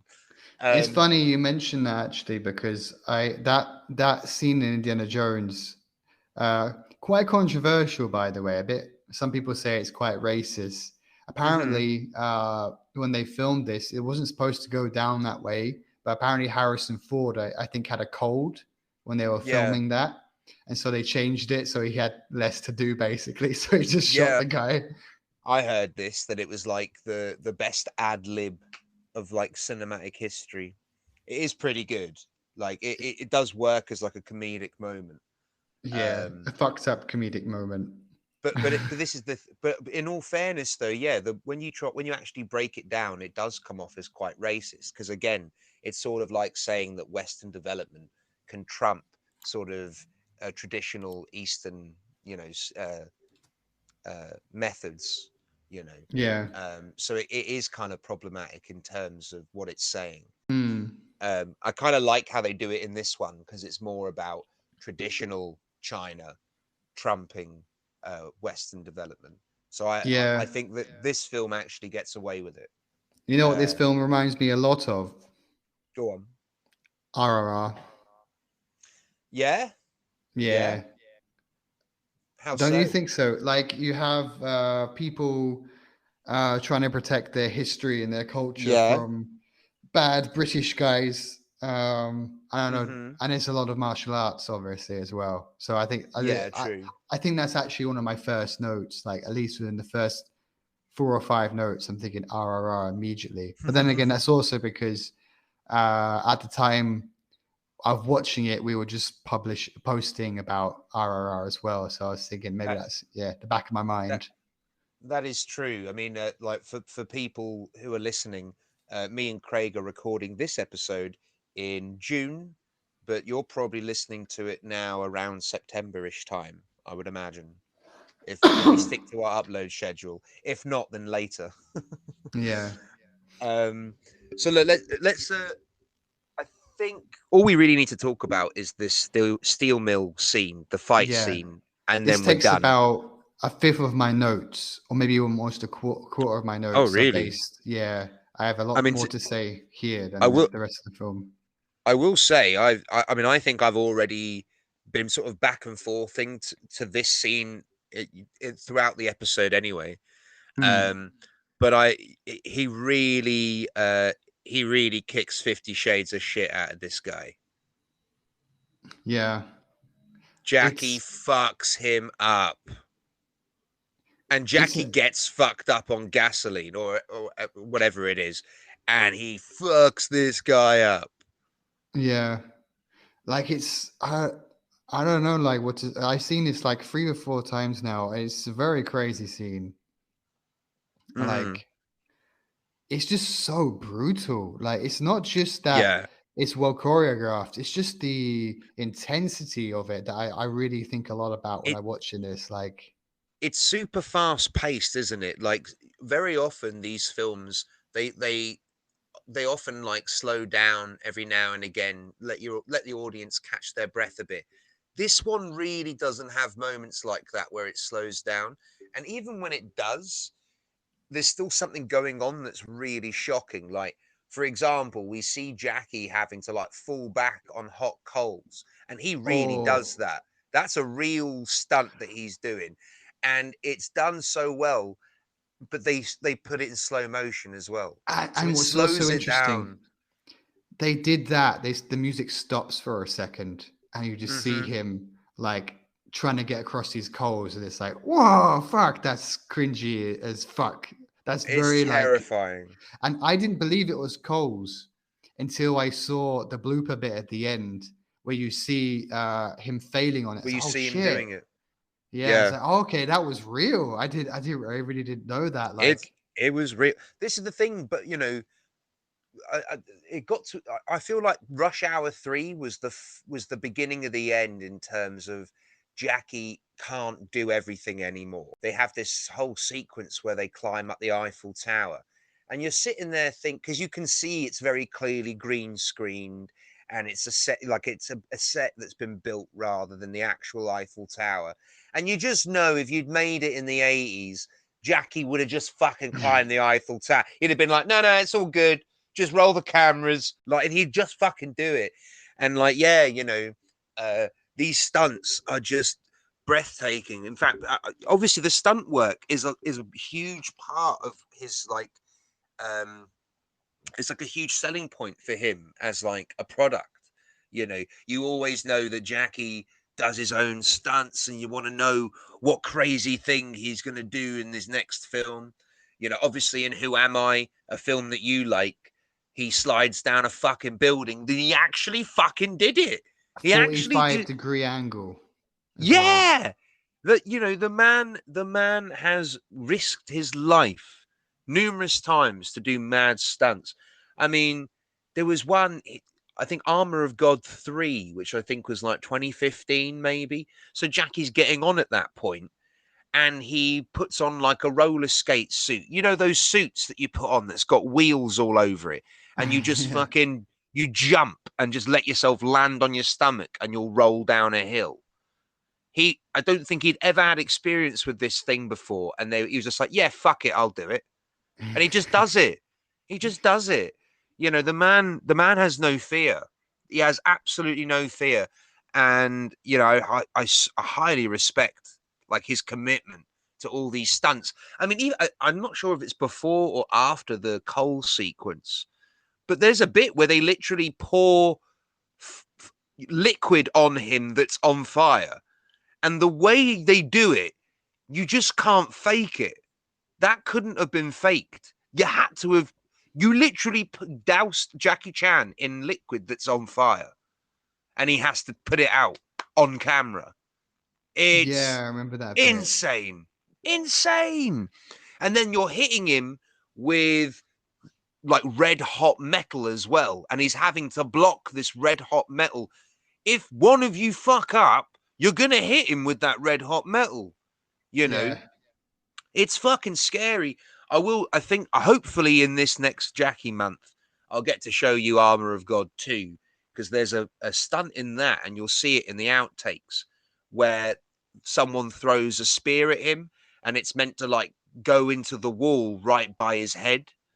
And when you watch the outtakes, you realize that it's genuinely someone throwing a spear at a wall that Jackie Chan is stood in front of, and he's having to miss Jackie Chan's head by a whisper. And in the outtakes, they do it, and Jackie complains that it's not close enough to his throat. And he's like, do it again. And I'm like, you're fucking insane. The shot, Death because the Wish. because the thing is, the first shot, perfect, really. Like, it would have been fine. It would have worked. And he's like, no, it's got to be closer. You got to go closer. Like, absolutely nuts. I mean, you know, Tom Cruise literally had like a blade like half an inch away from his eye, and they've got it on like a suspension cord, so you can actually put loads of weight on it, so it looks like you're really trying to stab him, but it just won't go any further. But if Tom Cruise moves a bit, he's going to lose an eye, you know. Fucking the dedication some of these guys have to getting like a really impressive shot. It just, you know, it's no wonder that Jackie recently got like a lifetime achievement award at the Oscars, because his dedication really knows no bounds. He is so committed to his craft. He deserves so much respect for it. Yeah, it's insane. I mean, it's very admirable. Speaking of Yeah. Tom Cruise, though, he also does a lot of that shit now. I think he's probably the closest thing to Jackie Chan after Jackie Chan in that respect. Yeah, For sort which of. is kind of crazy to think, actually, isn't it? Like, Yeah, Tom Cruise, like, again, another guy that just seems to have a level of dedication that it comes across as a death wish. I don't like him though, nowhere near as much as I like Jackie I Chan. I do But like Tom. I really like Tom Cruise. I think he's underrated. I think because he's a bit of a weirdo. Because I think we can all agree he's a bit of a weirdo. But I reckon if you were like friends with him, if you worked on a film with him, I don't think you would think he's weird. I think you'd think he's quirky or like a bit eccentric. I don't think it would. I don't think you would think he's like a probably, really odd dude. I reckon you'd be like, oh, he's a bit eccentric. That's about it. I'd love to hang out with Tom Cruise, and I think he's an underrated actor. I think he's a great movie star, really good action guy, you know, and for his height as well. Like, you wouldn't have thought that he would be a great action star, how tall but is he? he's like 5'5" or something. Ah, okay. He's not tall at all, but he's managed to sort of create this image of an action star. You know, I think Tom Cruise deserves a lot of credit, and as I say, I think he is a really good actor when he wants to be. I think Jerry Maguire is great. I think Rain Man is great. Color of Money, great. Risky Business, Cocktails, all right. Uh, what's that film where he's a NASCAR driver? Days of Thunder, is that what it's called? I I like have that never heard of one. that one. Top Gun is really good, and the new one is really good. I'd actually say Top Gun 2 might be better than Top Gun 1. Yeah, you know, I think the man has an incredible career. Tropic Thunder, he's brilliant in. Oh Yeah, yeah, yeah, I remember yeah. him in that. I mean, don't get me wrong, he's made some stinkers. That remake of The Mummy was pretty shit, but Yeah, overall, I think you can't really knock Tom Cruise in the same way you can't, like, in terms of career anyway. I don't think you can knock him. I don't think you can knock Jackie in terms of career. I think they both no. just shows this insane level of commitment. They're Mm. dedicated to their art. Uh, but I think that's pretty much. I'm pretty much out of steam on Drunken Master. I don't know if you've got any more things you want to add. Yeah, I mean, I don't know why really there's so much less to say. The second one is odder than the first, even though there is a lot of odd, controversial stuff and amazing lines in the first. Mm, I think part of the reason why I think we feel there's less to say is that the plot is quite similar. yeah, I think they could have actually done more of, well, okay, in terms of the story, definitely they could have done more. But I do yeah, appreciate that in terms of the martial arts in the second film, it's pretty crazy, pretty amazing. yeah. Um, it's Incredible just choreography. incredible, and it's unique because it has Hmm. this rage and it's this drunken style that they've invented, and it does feel like he really is a drunk raging guy when he's doing this, and he takes a lot of hits Even when but the it's rage funny, pushes him. even when it's played for laughs, like, because obviously when he's doing the drunk stuff, like there are those comedic moments. But you're right, like there are these moments where it's just pure rage, where it's like, okay, you've seen the funny version of this fighting. Now you're about to see the dangerous, deadly version of it, where this is why it's so renowned as one of the greatest martial arts. Is it you will get fucked up if you piss the guy off who's doing it to Yeah. you. And I have another thing as well I wanted to say. Actually, it was in my previous notes. I was getting Mm. excited and ahead of myself a little bit. Why is there not a Drunken Master 3 where Jackie Chan plays the Drunken Master teaching someone else this technique? I think it would be a great Apparently, idea. apparently there is a Drunken Master 3. I looked this up. Apparently there is one, but Jackie Chan isn't in it. Ah, because I I know, think it'd be shame, isn't it? great. He should play. He should play like what was the guy's name in the So original film? high. Sohai. Yeah, he could be like the Yeah. Sohai kind of character because he's at that age now. I mean, what is he like 67, 70 almost? He could be teaching someone else how to do it. And I think with where we Well, are today, you could really mhm. even improve upon the martial arts. I don't know. I mean, if you're interested, although I wouldn't suggest it for this month because it's not a great film. But for those of you listening that might not have heard of it, there's a movie. I think it came out in like 2008 or maybe 2012, that kind of time. And I think it's called Forbidden Kingdom, something like that. But it's Jackie Chan and Jet Li coming together for a movie, and it's a Hollywood movie, and I think it's about a kid that gets teleported to like ancient China, and Hmm. this is back when, like, the gods are, Jet Li plays a monkey god who's super good at monkey kung fu, um but he also plays a monk at some point. uh and Jackie Chan has the drunken boxer. He's basically so high in this movie, and he's got dreadlocks. Really? Yeah, Jackie Chan with dreadlocks, wasted, and he is basically so high. But they're not. I don't think they're training anyone. I just think they're all teaming up to save the world. That's interesting. But I still think that's I, a I good remember idea, think though. I remember thinking it was okay. It's just I thought it was. I remember thinking that they've wasted the movie that Jackie Chan and Jet Li are finally together on screen in. I thought I would have preferred a more traditional uh, martial arts film. Yeah. I didn't. I don't necessarily like the sort of. I love martial arts, but there's a lot of, like, if you look at things like House of Flying Daggers, um, Crouching Tiger, Hidden Dragon. It's almost like if you master your kung fu, you'll be able to fly. Like there's a lot of this flying martial arts going on, and it really is beautiful to watch. Um, but when you make it like supernatural or fantasy based, that's when you lose me with these martial arts films. I much Hmm. prefer the realistic, gritty action rather than this sort of stylized, fantastical action. Which, I mean, there's elements of it, there's shades of it in that new Shang-Chi movie. You'll see it in like a bunch of stuff, um, where like it's almost like people. If you're a master of kung fu, it's almost like you can step on air, and they'll just like run through the air and do like a super awesome kick on you. Now, it looks beautiful, but it's not my preference for my martial arts Yeah. films. I think when it's based in reality, you can feel it more. You know Yeah, how things feel in the real world. Like if someone smacks a chair on your back, you're more likely to relate to that than if some fantastical thing happened to some crazy, like a fucking unicorn in space. You know what I'm yeah, trying to say? yeah, You exactly. can't feel that. You can't measure that in your head. You can't Hmm. ground that in reality. So I think, yeah, I know what you mean when you say that. I remember, I don't, probably it was like Channel 4 or something back years ago.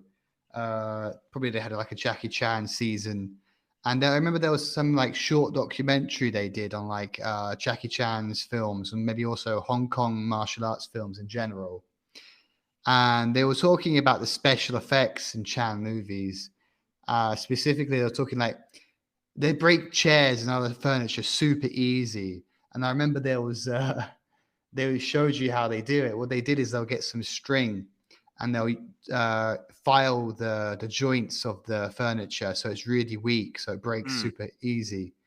And yeah, I thought that was very interesting. And I always think of that when I watch these films and they break something super yeah. easy.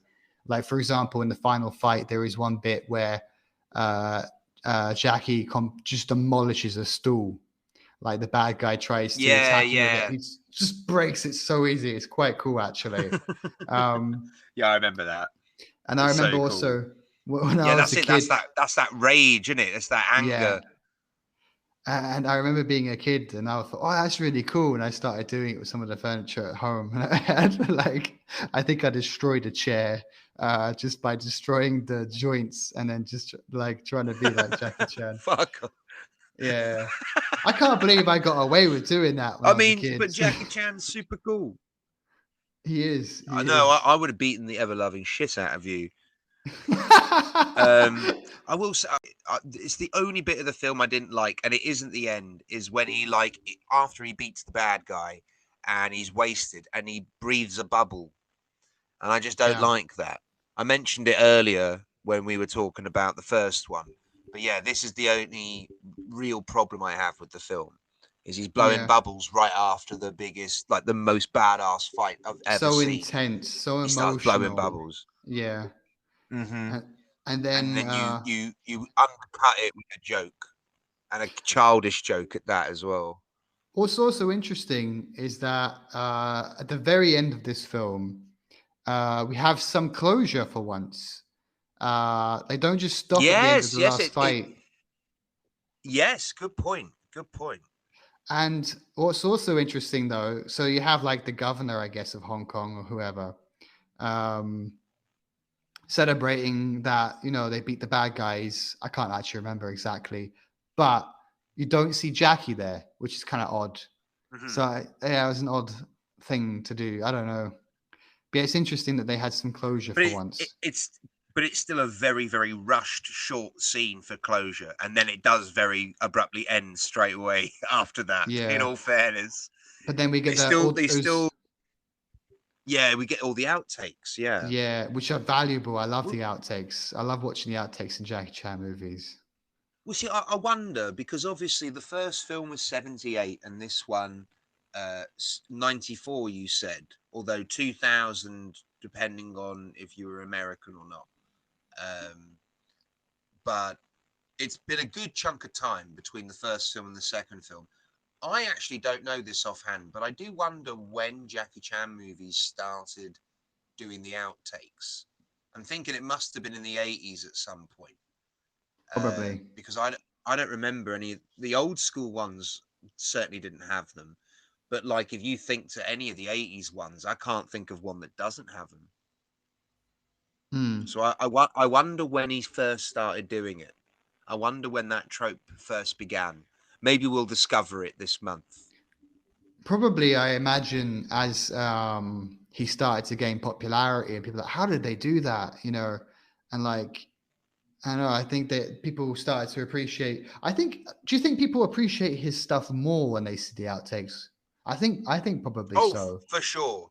100%. I think the outtakes really allow you to appreciate him, like, because obviously you don't necessarily know just how dangerous some of these things are when you see it in the movie, but then when you see the outtake and when you see it go wrong, that's when you really sort of get a sense of, oh my god, this guy is fucking insane. Like, there's one, there's one outtake from Armor of God 2. I keep bringing this one up because it's one of my favorites. But he jumps from like this big mound of sand and he's meant to grab this chain and it's a good 30-foot drop to the ground. And he's meant to jump on this train and then like crawl up the chain. And you think to yourself, well, he'd probably have a wire on him. But then when you see the outtakes, he doesn't grab the train in time and he falls and you see the whole drop and I think he's got like 4 or 5 metal plates in his head from that drop. Oh, and he nearly died. Like, you know, the man, you can't fault him. You can't fault him. The man really does put his life in at risks, just for the good, just for the benefit of a good shot. Um, and it's crazy. We should probably do Police Story 1 as well, because Police Story 1, there's a stunt in that he nearly died doing.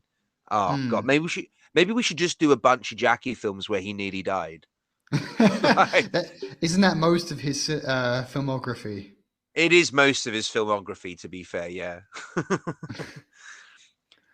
All right, are we pretty much done? We've been Yeah. recording for like over 2 hours. This is our longest recording we've done in a long time, Craig. Well, it's two films, to be fair. True, true. It is two films. So should we give this one a rating? Should we give it So, 8 drunken gods? How many drunken gods does it get? well, I think did I give six to the previous one? No, you I'm gave gonna, 7 to the. Oh yeah, 6 out of 8 or 7 out of 10. yeah, Yeah. you gave 7 out of 8. Yeah, I'm gonna give this one 5. I think it's just not quite as What impressive. Like, 5 out of 8 gods or 5 out of 10 yeah, on? 5 out of 8 gods, because Okay. I feel that it's just too much of the same. Like, I know we said that we like the first one, even for its faults. We still like it for its faults. This one, I can't really forgive its faults so much. Like, the oddness of the age really sometimes bugs me. It's a bit The jarring. fact, yeah, and also the fact that, like, just too much of it is the same from the previous film, so Yeah. that really takes away from it. I'll probably, even if it wasn't for the very impressive fight choreography in this film, I probably would have rated it a bit lower. But Oh, the I think that fighting brings it up. I think that's harsh. So Ooh. yeah, yeah. I mean, because look, I think this movie still is a good movie for what it is, and I think the action is sensational. Like, I think the choreography in this, some of the best martial arts work. Certainly, that last fight scene, the speed of it, and how it's interlaced with really dangerous stunt work as well. I just Mm, think that final sequence. I think that's why that film. I think this film's probably more memorable, and it's because of that last scene. Um, I suppose you could put it in the same vein as Phantom Menace, where whatever you say about Phantom Menace, that final lightsaber fight with Darth Maul is fucking amazing. Whether you like the film or not, you cannot deny that last fight is great. And I think with this film, whether you like the movie around the climax is immaterial. That climax really has made this film as iconic as it is. that's very Um, true. it's very memorable. Let's be honest. It's very memorable. You'll not forget that fight scene in a long time. Um, so, but I agree with you. I think it's too much of the same, and I actually don't think that it's a huge amount better either. Except technically, it's technically better. It's better made. Um, Mm, but maybe it's an issue with the dubbing or the subtitles. But I thought the first one was written better. I thought the structure of it was stronger. I was more interested in the characters. I liked So High. I liked the villain. I didn't really get much of a sense of like a overbearing, like a. There was never a villain in this one that I was like, oh, I can't wait to see him fight that guy. There were just a bunch of guys that were bad, and I still couldn't tell you the name of the bad guys. Um, you'll never forget Thunderleg. I'm remembering that guy, you know. So mm, I feel like the first film is a better film. Just technically, the second film's probably technically better. mm-hmm. Um, the choreography in the sequel is incredible, probably better than the first one.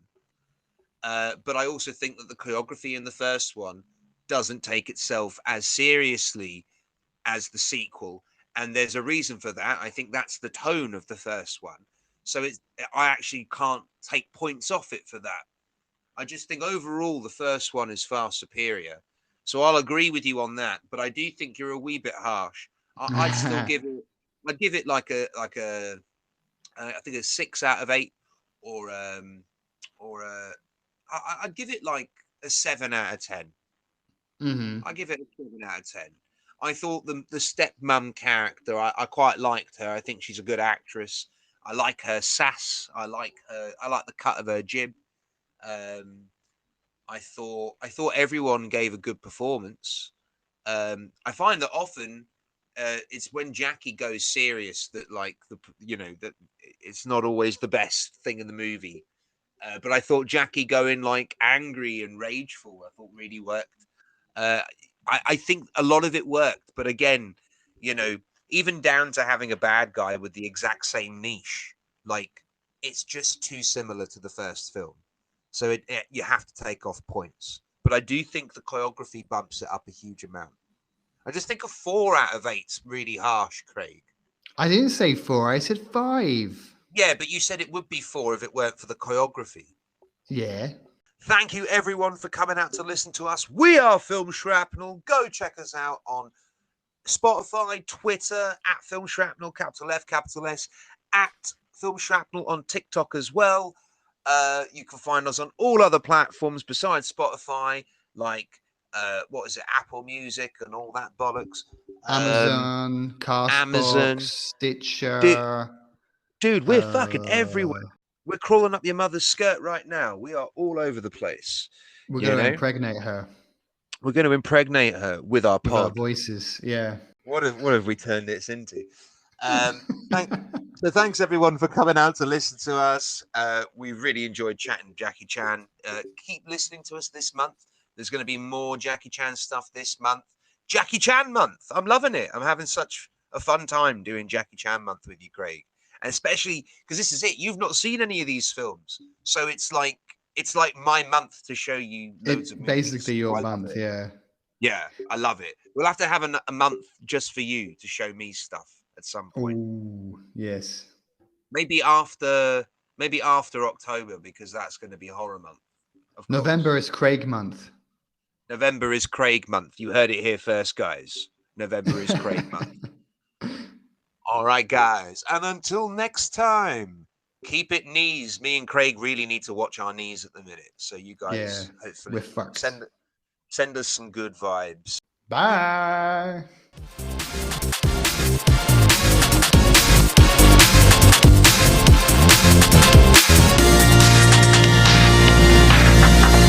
Film Shrapnel.